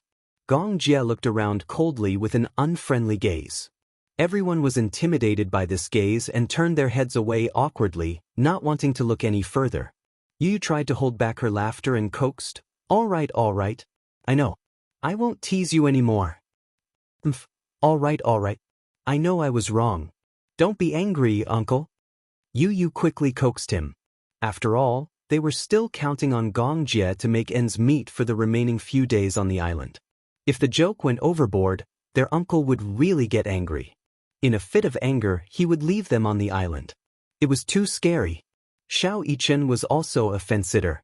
He immediately stood on Gong Jie's side and accused, Yu, don't go overboard with your joke. Uncle obviously likes women. Yu glanced at him from the corner of her eyes. Muichen, you've grown up. You even know how to rebel now. After the three of them finished their lunch, Gong Jie took the two little guys for a walk by the beach. At this time, many people were lying on deck chairs by the beach, enjoying the sun. Gong Jie's naturally powerful aura, coupled with his devastatingly handsome face, became a mesmerizing sight as he walked along the beach. Under the bright sun, his skin was shockingly fair. His skin was so perfect that not a single pore could be seen. He was shockingly handsome. His delicate skin was hard to hide even though he was wearing a simple t-shirt and beach shorts. Under the sun, his silver hair was dazzling and exuded a sense of abstinence. His skin was naturally snow-white. In the past, he had tried to deliberately tan his skin. It was effective but not obvious. Moreover, once he stopped, his skin would turn white very quickly. Gong Jie was a person who paid attention to his appearance. His original hair color was black, but his facial features were more feminine. He had a classical charm unique to the East. His eyebrows were picturesque, his lips were red, his teeth were white, his skin was smooth, his nose was high, and his eyelashes were long and thick. At first glance, his gaze was deep and melancholy, as if he had put on thick eyeliner. It could be said that his appearance, but it was not a particularly tough style. He and Xianxia were twins, so their facial features were very similar. Therefore, with black hair and such facial features, it was hard to avoid looking too feminine and beautiful. Fortunately, he was tall. Thus, when he was 16, he dyed his hair silver white. Once his black hair was dyed silver white, the feminine aura on his body was instantly gone. Instead, it was replaced by an extraordinary aura. Since then, he had maintained the habit of dyeing his hair. Along the way, many women came to strike up a conversation with him. Many European women were deeply infatuated with his handsome face at first sight. However, they often took the initiative to strike up a conversation, but none of them succeeded. Xianxia always looked straight ahead and ignored them as if they were air. There was no other reason. Chapter 23:23. If it weren't for those annoying flirting, perhaps this would have been a perfect vacation. In the Maldives, the sun shone brightly, and it was like spring all year round. With such a warm climate, even if one were to lie on a deck chair and do nothing, it would still be extremely comfortable to quietly enjoy the sun. Many tall coconut trees and palm trees were planted by the sea. The stones were piled up and stacked in different styles. On the shore, the sea was crystal clear with a breathtaking light blue color. The beautiful coral reefs were clearly visible. Blue sky and white clouds, a gentle breeze. Stepping on the soft sand was extremely comfortable. The scenery was as beautiful as a painting. The reason why Xianxia bought an island here was to make it convenient for him to come here for a vacation. Usually, there was a lot of work in the Hurricane Group. He was originally in charge of all the affairs in the European market. However, some time ago, after he took over half of the affairs in the African market, the pressure was overwhelming. The flames of war in Africa were incessant and frequent, and orders were increasing day by day. He flew all over the world. Every day when he woke up, he was either flying in the sky or floating on the sea. Because of the advantage of freight, orders for arms were often transported by cargo ships. Generally speaking, there were many ways to transport arms. Cargo planes, large trucks, cargo ships. However, cargo planes did not carry a lot of cargo, and the passage of cargo planes was often very cumbersome. Cargo ships could carry a lot of cargo, and there were ports all over the world. Therefore, he often sailed on the sea for many years. He still remembered one time, when he led a cargo ship through the Indian Ocean, they encountered a group of pirates and engaged in a fierce exchange of fire. This group of pirates had a lot of people. They were the pirates of the Indian Ocean. They were notorious for committing all kinds of crimes. When they encountered a cargo ship passing by, they would forcibly stop it, board the ship, rob, and indiscriminately kill the innocent. Many cargo ships encountered this group of bandits, but most of them were useless. In the end, the only result was that the captain and sailors on the ship were all killed and their bodies thrown into the sea. The cargo ship was directly hijacked by the pirates. Later, these pirates became more and more rampant, and their notoriety spread far and wide. Many cargo companies were terrified and most of them avoided this route. Xianxia was fearless. What a joke! How could the cargo ships of those cargo companies compare to his cargo ship? The cargo ship was full of arms, and the entire cargo ship was equipped with anti-aircraft guns, rocket launchers, and torpedoes. Whoever dared to stop it was courting death. As long as the cargo ship hung the flag of the Hurricane Group, no pirate dared to stop it. But that time, something happened. That time, the strong wind at sea blew the flag away. The cargo ship did not hang the flag, and the cargo ship passed through the Indian Ocean. Naturally, the pirates came to cause trouble. The two sides exchanged fire. Xianxia killed every last one of the pirates, but due to the intense exchange of gunfire, some of the cargo ship's equipment malfunctioned, so they had no choice but to stop at an island not far away. This island was an uninhabited island in the Maldives. Xianxia thought that the scenery here was pretty good and thought that it would be nice to come here for a vacation in the future. Thus, he bought the island and developed it into this scenic island after a series of developments. The uncle and nephew trio basked in the sun comfortably. Xianxia was wearing sunglasses as he enjoyed this rare moment of tranquility. Chapter 23-24. Under the sunlight, a necklace on Gong Jie's collarbone was extremely eye-catching. It shone with a mesmerizing light. Yu Yu noticed the pendant. He had always seen Gong Jie wearing this pendant. It never left his body. He thought that there must be a special meaning to it. Hence, he tiptoed over to Gong Jie's recliner.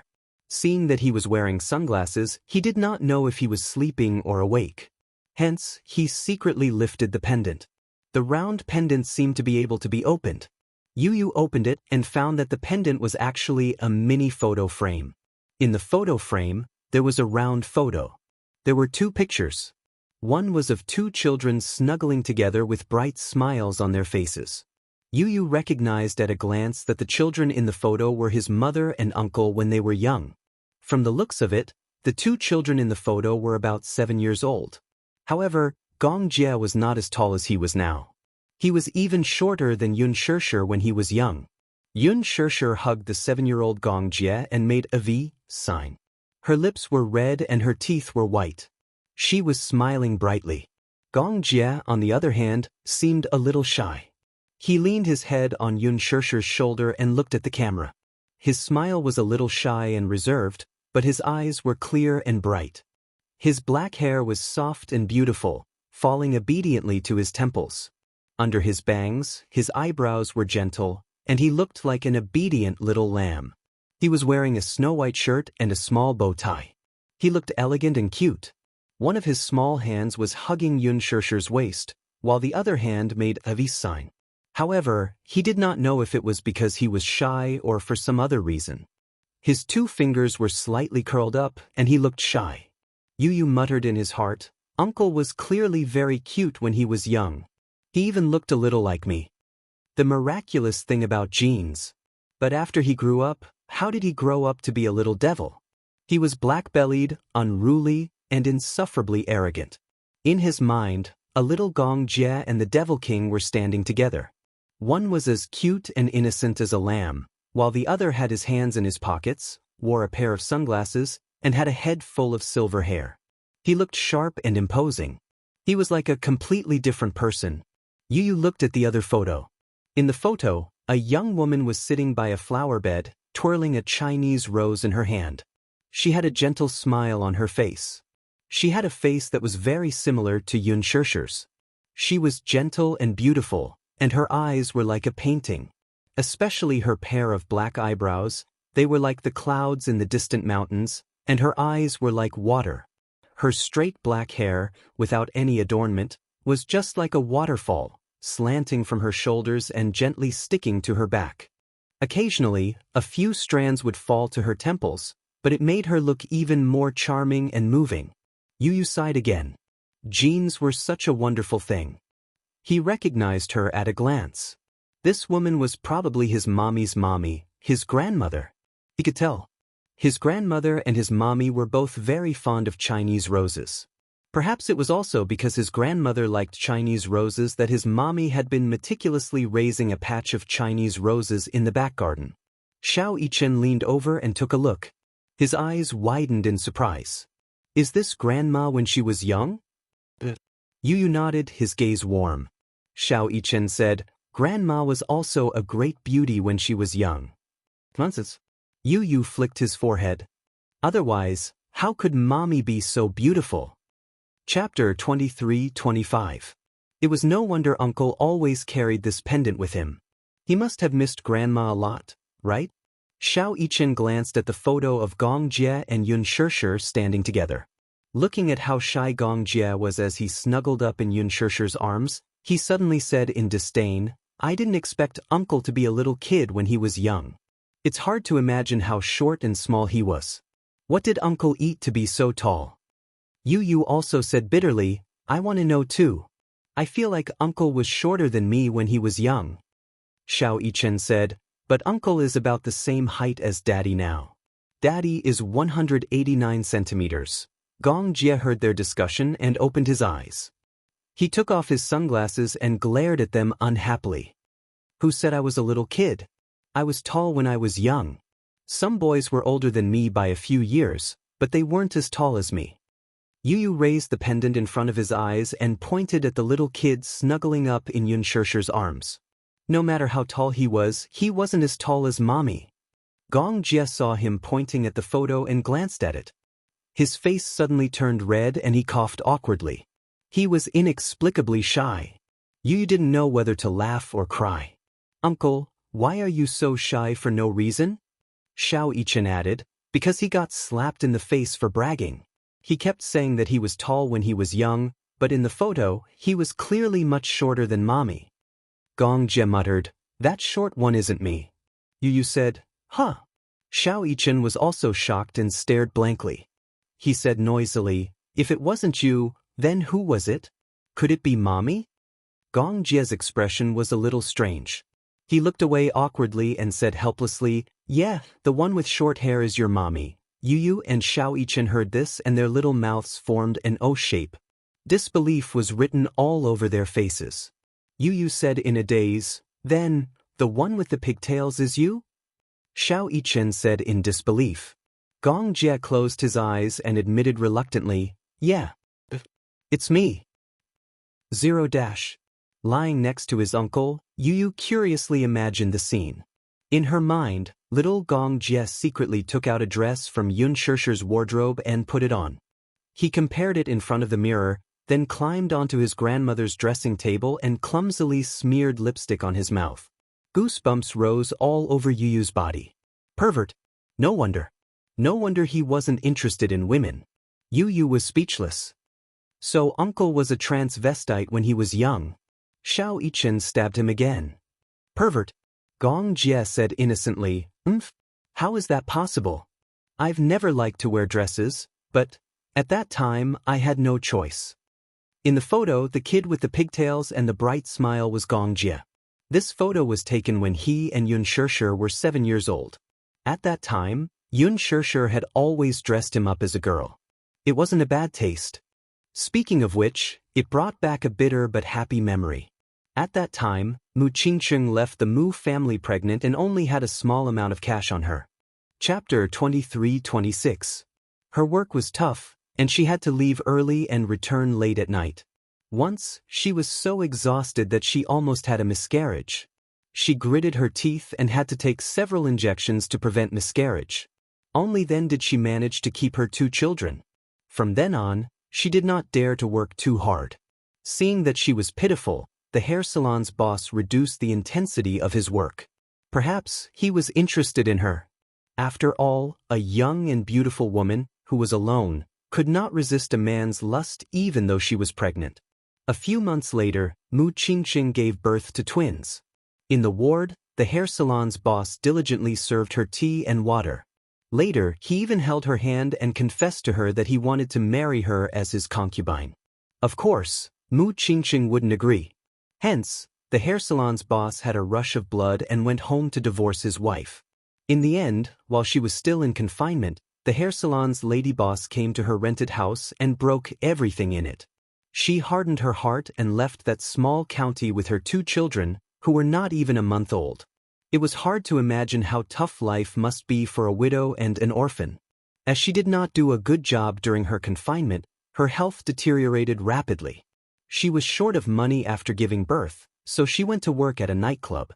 With her sweet singing, she was able to feed herself. However, she was inevitably disturbed by all kinds of men when she was in a place of debauchery. There were CEOs and ordinary salarymen. Most of them were nouveau riches who had been demolished. This was nothing much, though. In those few years, Mu Xing had never given up on searching for her.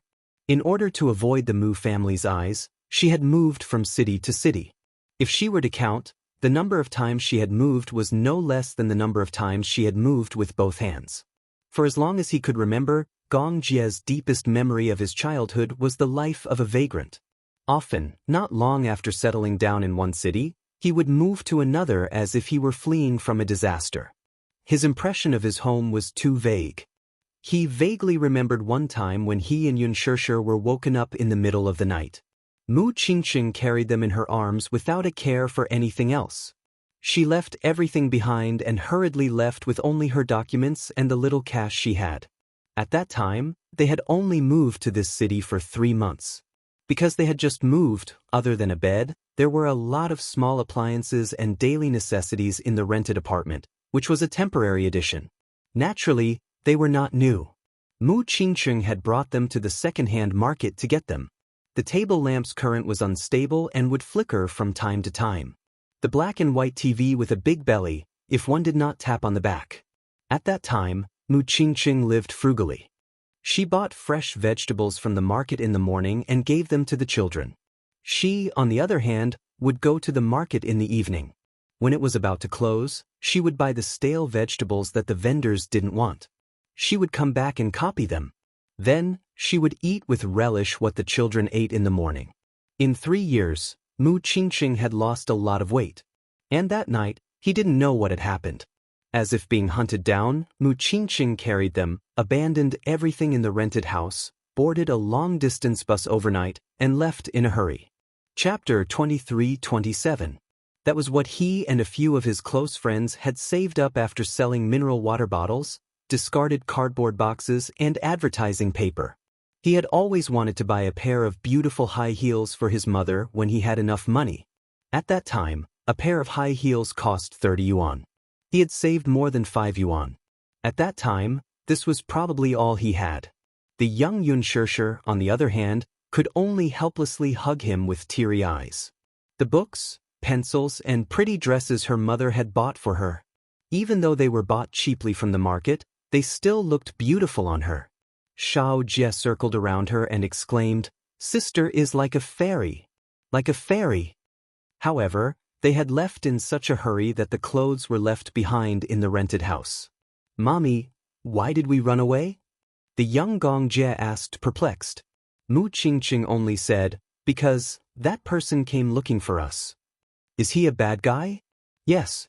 He's a big bad guy." "What about Daddy?" The Gongjie cautiously mentioned this title. "When exactly will Daddy come looking for us?" As soon as he finished speaking, he saw that her eyes were sparkling and tears were flowing down her cheeks. Frightened, he quickly wiped them away with his small hands. From then on, he did not dare to mention this heart-wrenching name again. After that, Mu Qingqing brought them to a very remote village to settle down. It was a remote place more than 1,000 kilometers away from the capital. Because it was a rural area, the development was backward, and even the telephone was not popularized. There was only a public telephone in a small shop, and it cost 10 cents to make a call. This village was called Lihua Village, and they farmed for a living. Every family had dozens of acres of farmland. The villagers were mostly simple and honest. Most of them were self-sufficient. If they did not have enough, they would ride a tricycle to a faraway town to buy some. Mu Xing never found this place again. The village chief saw how pitiful Mu Qingqing was. She was a widow and an orphan. His heart ached for her, so he rented his backyard to them at a very low rent. It was 100 yuan a month. Mu Qingqing was overjoyed. Because behind the backyard, there was a large piece of land. She had always dreamed of having her own backyard. Later, she made a small garden here, surrounded by railings, and planted a large number of Chinese roses. At that time, she still had a few thousand yuan from working in the nightclub. After settling down in Pear Blossom Village, the days passed peacefully and there were no more disturbances. Mu Qingqing used to work in a hair salon and learned a lot of skills. After she settled down, she separated a large part of the rental house and made a small hair salon. At that time, when the village women saw such a beautiful and fashionable woman coming to the village, they followed suit and came to her to have their hair cut. At that time, the hair salon was a novelty in the village, and she was the only one. Men and women, old and young, all patronized her business. Sometimes, a haircut would cost 3 yuan, a bag of rice or a barrel of grain and oil. As for the rice and oil, she would keep them for herself. She would ride her tricycle to the town's market to sell the excess. When business was good, he could earn a few hundred yuan a month. Their days gradually improved. Of course, this was all in the future. When they first settled down, there was nothing. Chapter 23-28. Coincidentally, the village chief also had 2 daughters and a son. He doted on her and often sent her some clothes. They were the children's leftovers, but they were definitely not tattered. However, The funny thing was that the elder of the two daughters was already 12 years old and the younger was 9 years old, but the son was only 5 or 6 years old. Therefore, the Gong Jie could not fit into the boys' clothes, and Yun Shishir could fit into them. As for the girls' clothes, Yun Shishir found them too big because the sleeves were too long, but they fit the Gong Jie perfectly. Mu Qingqing also found it interesting, so she simply let Yun Shishir wear the boys' clothes and let the Gong Jie wear the girls' dress. Therefore, she cut Yun Shishir's hair short and tied 2 cute braids for the Gong Jie. Once, there was a rich family in the village whose son went to university and wanted to study abroad.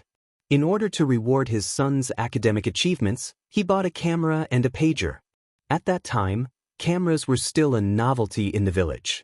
The village chief said that he wanted to take a few photos of the 3 of them. There was one of the 3 of them standing together, and a few of them were taken separately.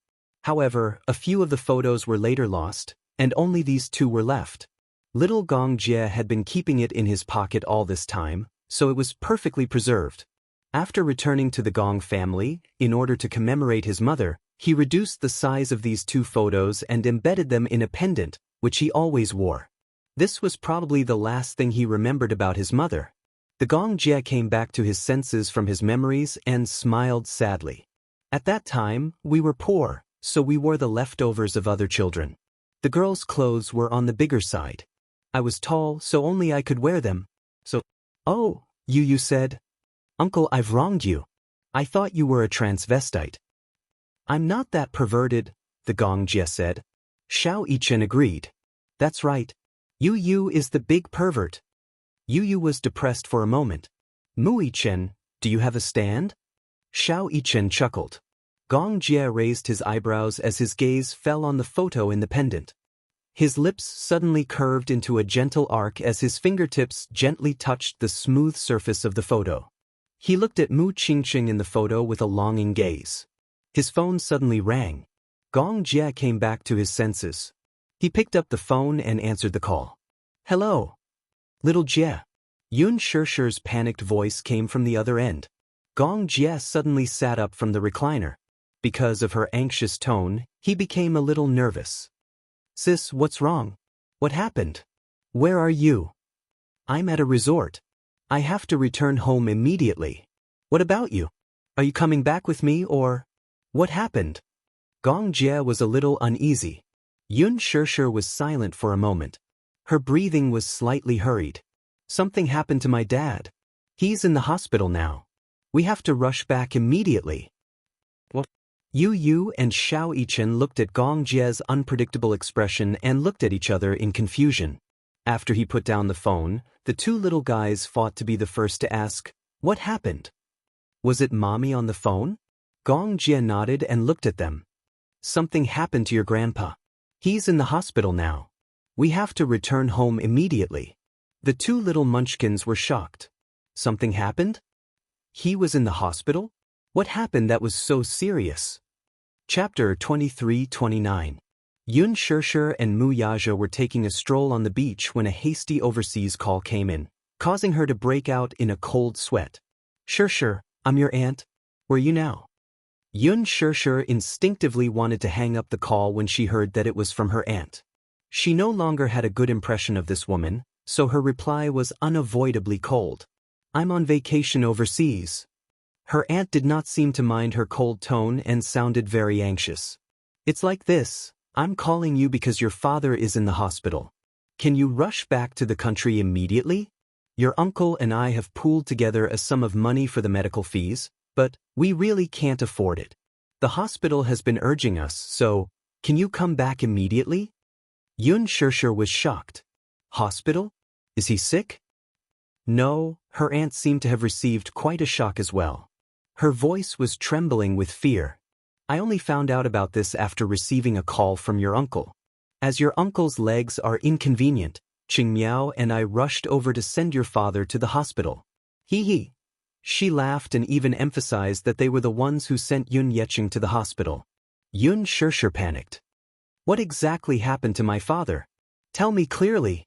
"Shishir, don't panic.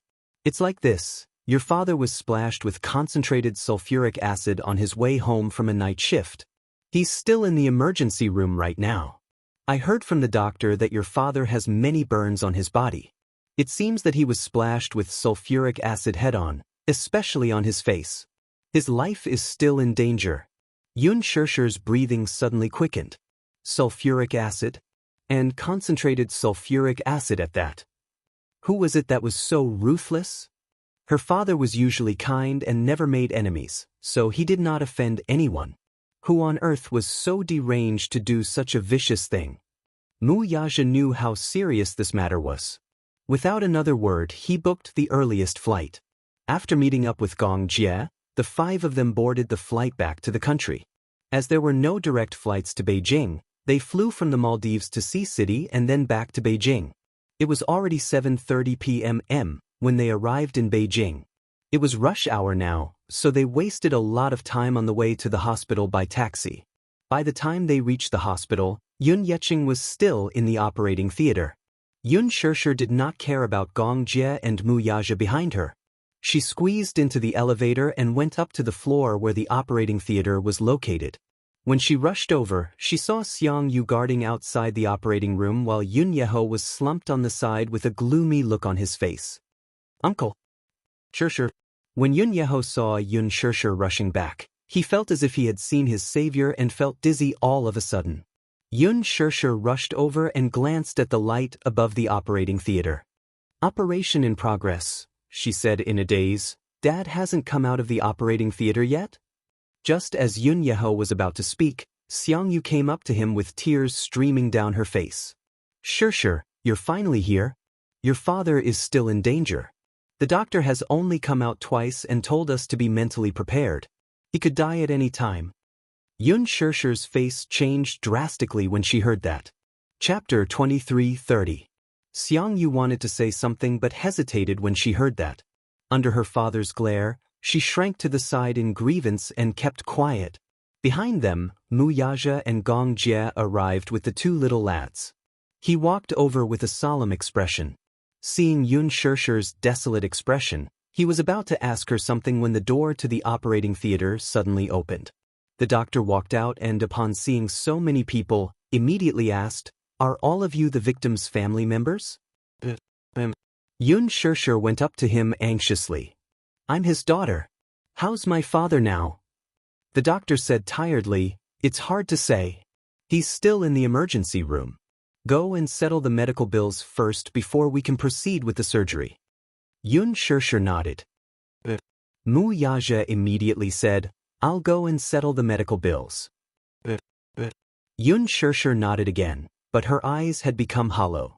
Gong Jie could not help feeling sorry for her when he saw her in a daze. He walked over and put his arm around her shoulders to comfort her. "Sis, don't worry. It's especially at times like this that you need to be calm to deal with the next problem." "Okay." Yun Shishir nodded solemnly. She had to calm down. Yun Yeho said, "Your father is still in the emergency room and is still in critical condition. What's more important now is for us to stay calm. If we lose our composure, your father will have no one to rely on." Yun Shishir was heartbroken. What exactly happened? Why did they say that he was splashed with sulfuric acid for no reason? Who did this? Who did this? Yun Yeho let out a long sigh and shook his head. "I don't know either. I don't know which D***M*B* star did this, either. Splashing someone with sulfuric acid is too cruel. Too cruel. This incident happened last night. Last night, Yun Yecheng was working the midday shift and only got off work at 10 p.m. As usual, Yun Yeho was waiting for him at home. However, last night, until past midnight, there was still no sign of him. He called several times in a row, but no one answered. After waiting for a long time, Yun Yeho could no longer sit still, so he pushed himself out of the house in his wheelchair. As soon as he stepped out of the door, he heard a commotion not far away. He curiously rushed over, only to find a group of people surrounding a person lying on the ground. They were shaking their heads, sighing, and calling the police. It was so crowded that not even a drop of water could trickle through. Yun Yeho was not in the mood to meddle in other people's business, but he heard someone exclaim in surprise, "Isn't this the family from room 203? I've seen him a few times. His surname is Yun. What's his name again?" His heart skipped a beat when he heard that. He immediately squeezed through the crowd and found the unconscious man lying face down in a pool of blood. No one dared to touch him. Some people said that the small bubbles around him were concentrated sulfuric acid. If they touched it, they would get burned. They had to wait for the police and ambulance to arrive. Yun Yeho's face turned as white as a sheet upon hearing that. Concentrated sulfuric acid. Trembling with fear, he took another look at the pool of blood on the ground and almost fainted from fright. Immediately, he cried for help in a panic. "This is my brother! This is my brother! Help! Quick, save him!" Chapter 23:31. Yun Yeho, on the other hand, was so anxious that tears rolled down his cheeks. As he was lying on the ground, no one dared to touch him. No one knew whether he was dead or alive, so he could only sit in a wheelchair and worry helplessly. In the end, when the police arrived, the hospital informed them that the ambulance had met with an accident on the way. When it rains, it pours. Yun Yeho made a call to his wife, who rushed over with Qing Miao in tow. She arranged for her men to send him to a nearby first aid station. By the time the ambulance finally arrived, he was already on the brink of death. Yun Yeho glanced at Yun Yeqing. His face was badly mangled and unrecognizable due to the large area of burns. He was so frightened that he fainted once. By the time he woke up, his mother had accompanied him to the hospital. After 2 resuscitation attempts, they issued 3 notices of critical illness. Yun Yeho was both mentally and physically exhausted from staying up the whole night in fear. His mother was not exaggerating either. Every time the doctor came out of the operating room, he had to be mentally prepared for the aftermath. A person could die at any time. 50% of the burn area in the province was mainly on the face, neck, and shoulders. His condition was still very unstable, and his life was not out of danger yet. The most serious injury was not the disfigurement but the burns on Yun Yeqing's face. Due to the inhalation of sulfuric acid, the poison had entered his blood. After all, the burned area was close to the trachea, so the chemical fumes from the burns could cause lung damage. Even though the tracheotomy had been done, he was still on a ventilator. Furthermore, his liver and kidney functions were damaged. His condition was not good. After entering the infection stage, it was all up to fate. The sulfuric acid had probably entered his mouth, but no one knew if it had burned his throat. The scary thing was that even if he managed to survive, he would still be in great pain for the rest of his life. Who did this? Yun Xianxia stared at the operating lights with a cold expression. Who did this? Has the culprit been caught? Has he been arrested? Yun Yeho shook his head in despair and choked out, "And no. If this happened in the neighborhood, we should be able to catch the culprit through the surveillance cameras, right?" Yun Xianxia asked agitatedly, "Dad doesn't have any enemies. Who could do such a cruel thing? When I found him, he was already like this. Until now, there has been no news from the police station. It was said that the police brought back a few people who were at the scene to record their statements, but when they called to ask, they did not get any results. The people who were there said that when they found your father, he was already lying on the ground. There was no one else around." Gong Jie frowned. Yu and Xiao Yichen looked gloomy and worried that Yun Yeqing would not make it through this critical period. Xianxia whispered, "The criminal must have escaped. This is intentional harm. How could someone who did such a thing stay at the scene? He must have fled long ago." Yun Xianxia gritted her teeth and clenched her fists in anger. Damn it! Damn it! She squatted helplessly on the ground. Her heart was burning with anxiety, but she wanted to cry but had no tears. Xianxia, don't worry. Let's wait for the doctor to come out first. Now, we can only wait and see the result. Chapter 23:32. Xianxia comforted her in the same way. Yun Xianxia remained expressionless and did not react. At this moment, she could not hear any words of comfort as her mind was completely blank. Wuxia paid the medical bills. When he returned, he saw Yun Xianxia sitting on the long bench with a forlorn expression. Her face was dull and lifeless. Gong Jie was beside her, holding her hand tightly and hugging her shoulders. Wuxia walked over and sat down beside her. When Gong Jie saw him, he said, "Brother-in-law, stay with her." I'll send you and Xiao Yichen home.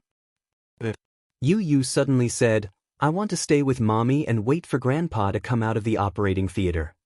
Xiao Yichen added, me too. I don't want to go home. I want to be with mommy.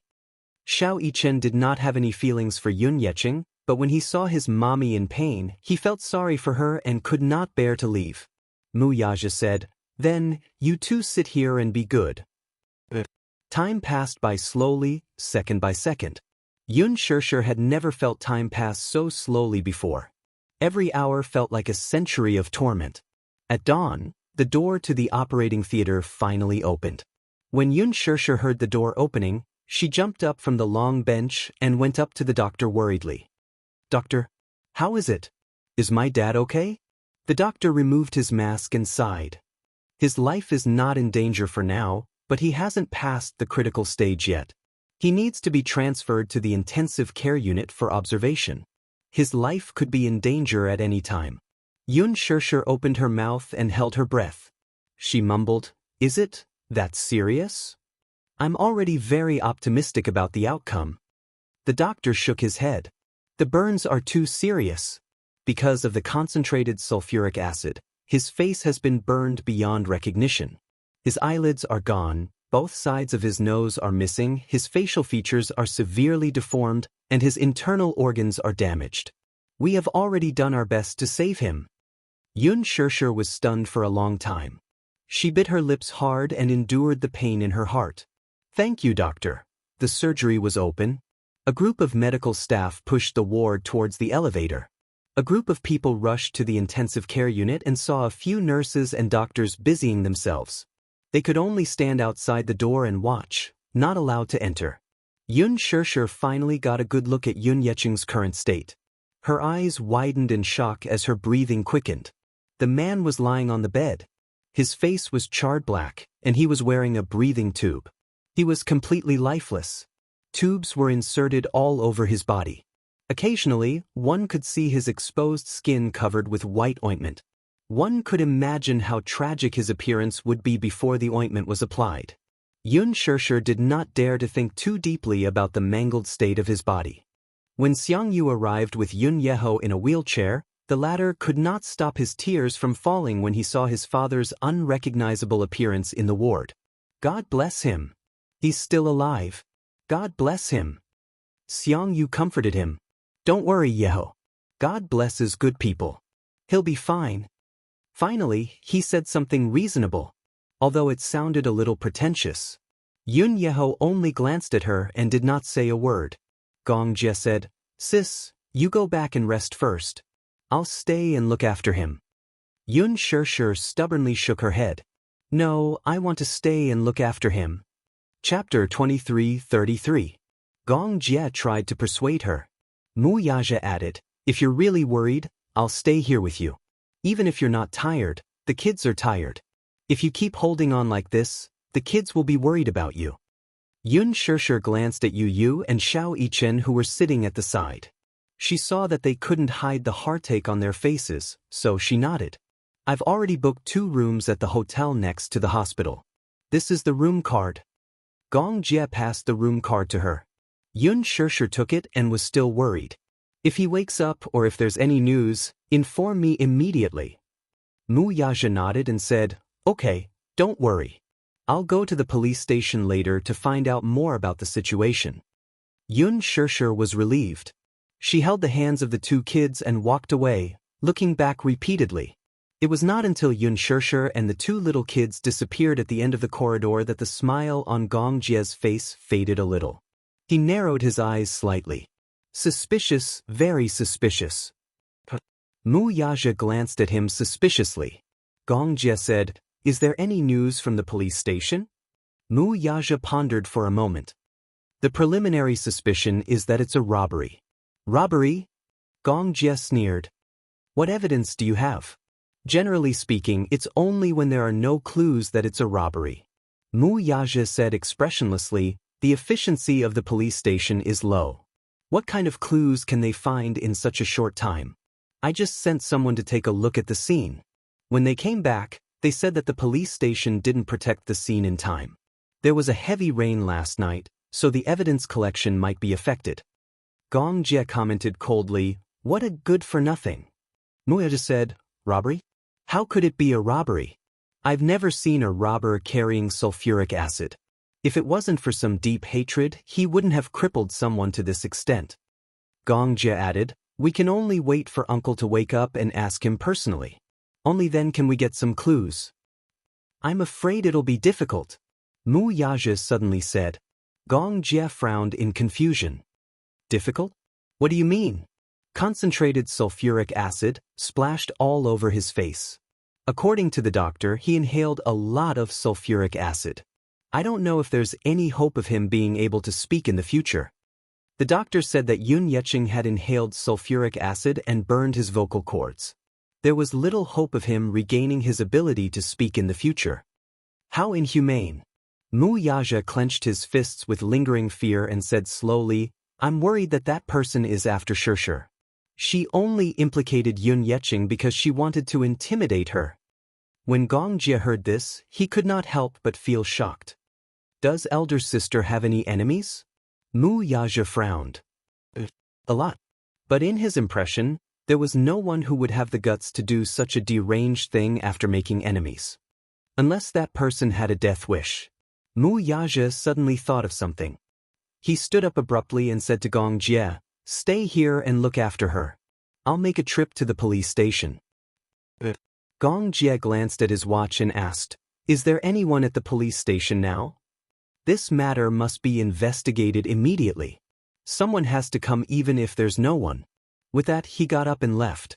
Gong Jie looked at him silently and curled his lips, but his brows could not relax for a long time. He could not help but worry when he thought of Yun Xianxia and the two little guys in the hotel. He picked up the satellite phone and dialed a number. Seville. Chapter 23:34. "Yes, young Master Gong. Send a team to guard the E-Garden Hotel next to the Jinghan Fire and Burn Hospital." "Understood." After hanging up the call, Gong Jie sat quietly with his arms crossed outside the ward's door. At the police station, Wuxia had made a call before he left. After expressing his intentions, the other party immediately said that they would pass on his message to the chief. When he arrived, he only sat for a short while before the bureau chief arrived, looking travel-worn. It was only 3 o'clock in the morning. The old bureau chief was still lying on his comfortable bed at home. When he heard that a big shot was coming to the police station to investigate a case, he immediately got up from his bed and rushed to the police station in 20 minutes. When he walked in and saw Wuxia sitting in the waiting room, he secretly wiped away his cold sweat and immediately greeted him with a warm smile. "Chairman Mu, you've been waiting for a long time, haven't you?" "Chairman Mu?" Wuxia cursed inwardly. The Mu Group's actions are really slow. They're probably not ready to make an announcement yet. Therefore, the public barely knows that I've stepped down as the Mu family's head. Forget it. Now is not the time to be calculative about this. Who knows if these snobs will still treat me so warmly after knowing that I'm no longer the Mu family's head. The chief did not know what he was thinking and respectfully invited him into his office. Wuxia did not waste time on small talk and went straight to the point. The chief was initially unaware of this case. He was busy with work and would not take on cases that were not huge. Just as Wuxia brought up the case and wanted to ask about its progress, the chief called to summon the team leader in charge of this case. The team leader had just entered the office when he was eagerly introduced by the chief. His face turned pale with fright. Initially, he thought that this might be an ordinary robbery case. He had investigated the scene before and found nothing suspicious. Moreover, the suspect had escaped, so they had lost all leads. Moreover, Yun Yeqing was still in a critical condition and had yet to regain consciousness. Thus, they had to put the case aside for the time being. What he did not expect was that the family head of the victim was the rumored young CEO of the Mu family. He could not help but break out in cold sweat. Indeed, one could not judge a book by its cover. He thought that the victim was just an ordinary person. Who would have thought that he had such a big shot backing him? He found out that Yun Yeqing worked in a factory and barely made a living with a salary of a few thousand yuan a month. If he was close to the Mu family, he would not have to suffer like this. Any job that the Mu family casually assigned to her would be a lucrative one. Thinking of this, the team leader broke out in cold sweat. I'm sorry. If I knew that he was your relative, I wouldn't have neglected him. Wuxia waved his hand and asked bluntly, You've been following this case. Do you have any leads? There's no suspicious clue. Chapter 23:35. After a pause, he asked guiltily, If I may ask, Mu, is the victim awake now? He said, He just came out of the emergency room. He's still in critical condition. Then, Wuxia continued, If you want to get clues from the victim, I'm afraid it'll be a little difficult. His vocal cords are burned, and his injuries are serious. It'll be difficult for him to speak. I'm afraid we'll have to wait a little longer. This is going to be difficult. Difficult? Wuxia said coldly, The culprit has escaped. If we let him go, there may be a second or third victim. Shouldn't the most important thing now be to find the culprit and bring him to justice? It sounds simple, but it's still difficult to execute. The police are not gods after all. Plus, after the incident last night, there were many obstacles in collecting evidence. The clues were cut off, and we can't find anything even if we force ourselves to investigate. Wuxia's face became colder. The bureau chief coughed heavily and glared at him. The young captain then realized that his words were too rude, and he lowered his head helplessly. Are there no surveillance cameras in the neighborhood? Yes. Then why don't you get them? The captain said helplessly, There are surveillance cameras, but the neighborhood where the incident happened has been around for a long time. It was built in 1988, and now it's been a few decades. Many of the surveillance cameras have fallen into disrepair and are no longer functional. We also went to the property management to get the surveillance cameras. Other than the garage, the entrance, and some other important places with new cameras, the place where the incident happened to be in the blind spot of the surveillance cameras. We couldn't capture anything. The bureau chief pondered for a while, then suddenly said, Time the victim was attacked, and get some of the surveillance footage from the entrance of the neighborhood. See if we can find any suspicious people coming in or out. The captain shook his head. We planned to do that from the beginning. But after watching the surveillance for a few hours, we didn't see any suspicious people coming in or out. How is that possible? The bureau chief was shocked. Can you get the surveillance footage of the victim coming in or out of the gate? See if there were any suspicious people following him in after he entered the neighborhood. Basically, we can confirm the suspect. The captain said, The key is that we didn't see the victim coming in or out of the gate. Chief, there's a back door in this residential area. There's a garage at the back door. Many residents use the back door to enter and leave.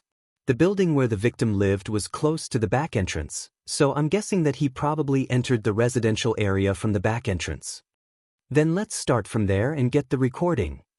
There are no surveillance cameras at the back door. The bureau chief cursed in his heart. This criminal really knows how to pick a location. Could it be that before committing the crime, they had specially checked the neighborhood to see which places had surveillance cameras? The bureau chief furrowed his brows in frustration. Could it be that not a single witness was found? It was already very late when the incident happened. Moreover, the residential area in this area is near the industrial area. Because there are many foreigners nearby, there are very few people walking around in the middle of the night. We thought that there should at least be surveillance cameras in the garage, but when we got the footage, we couldn't capture the situation of people going in and out of the garage.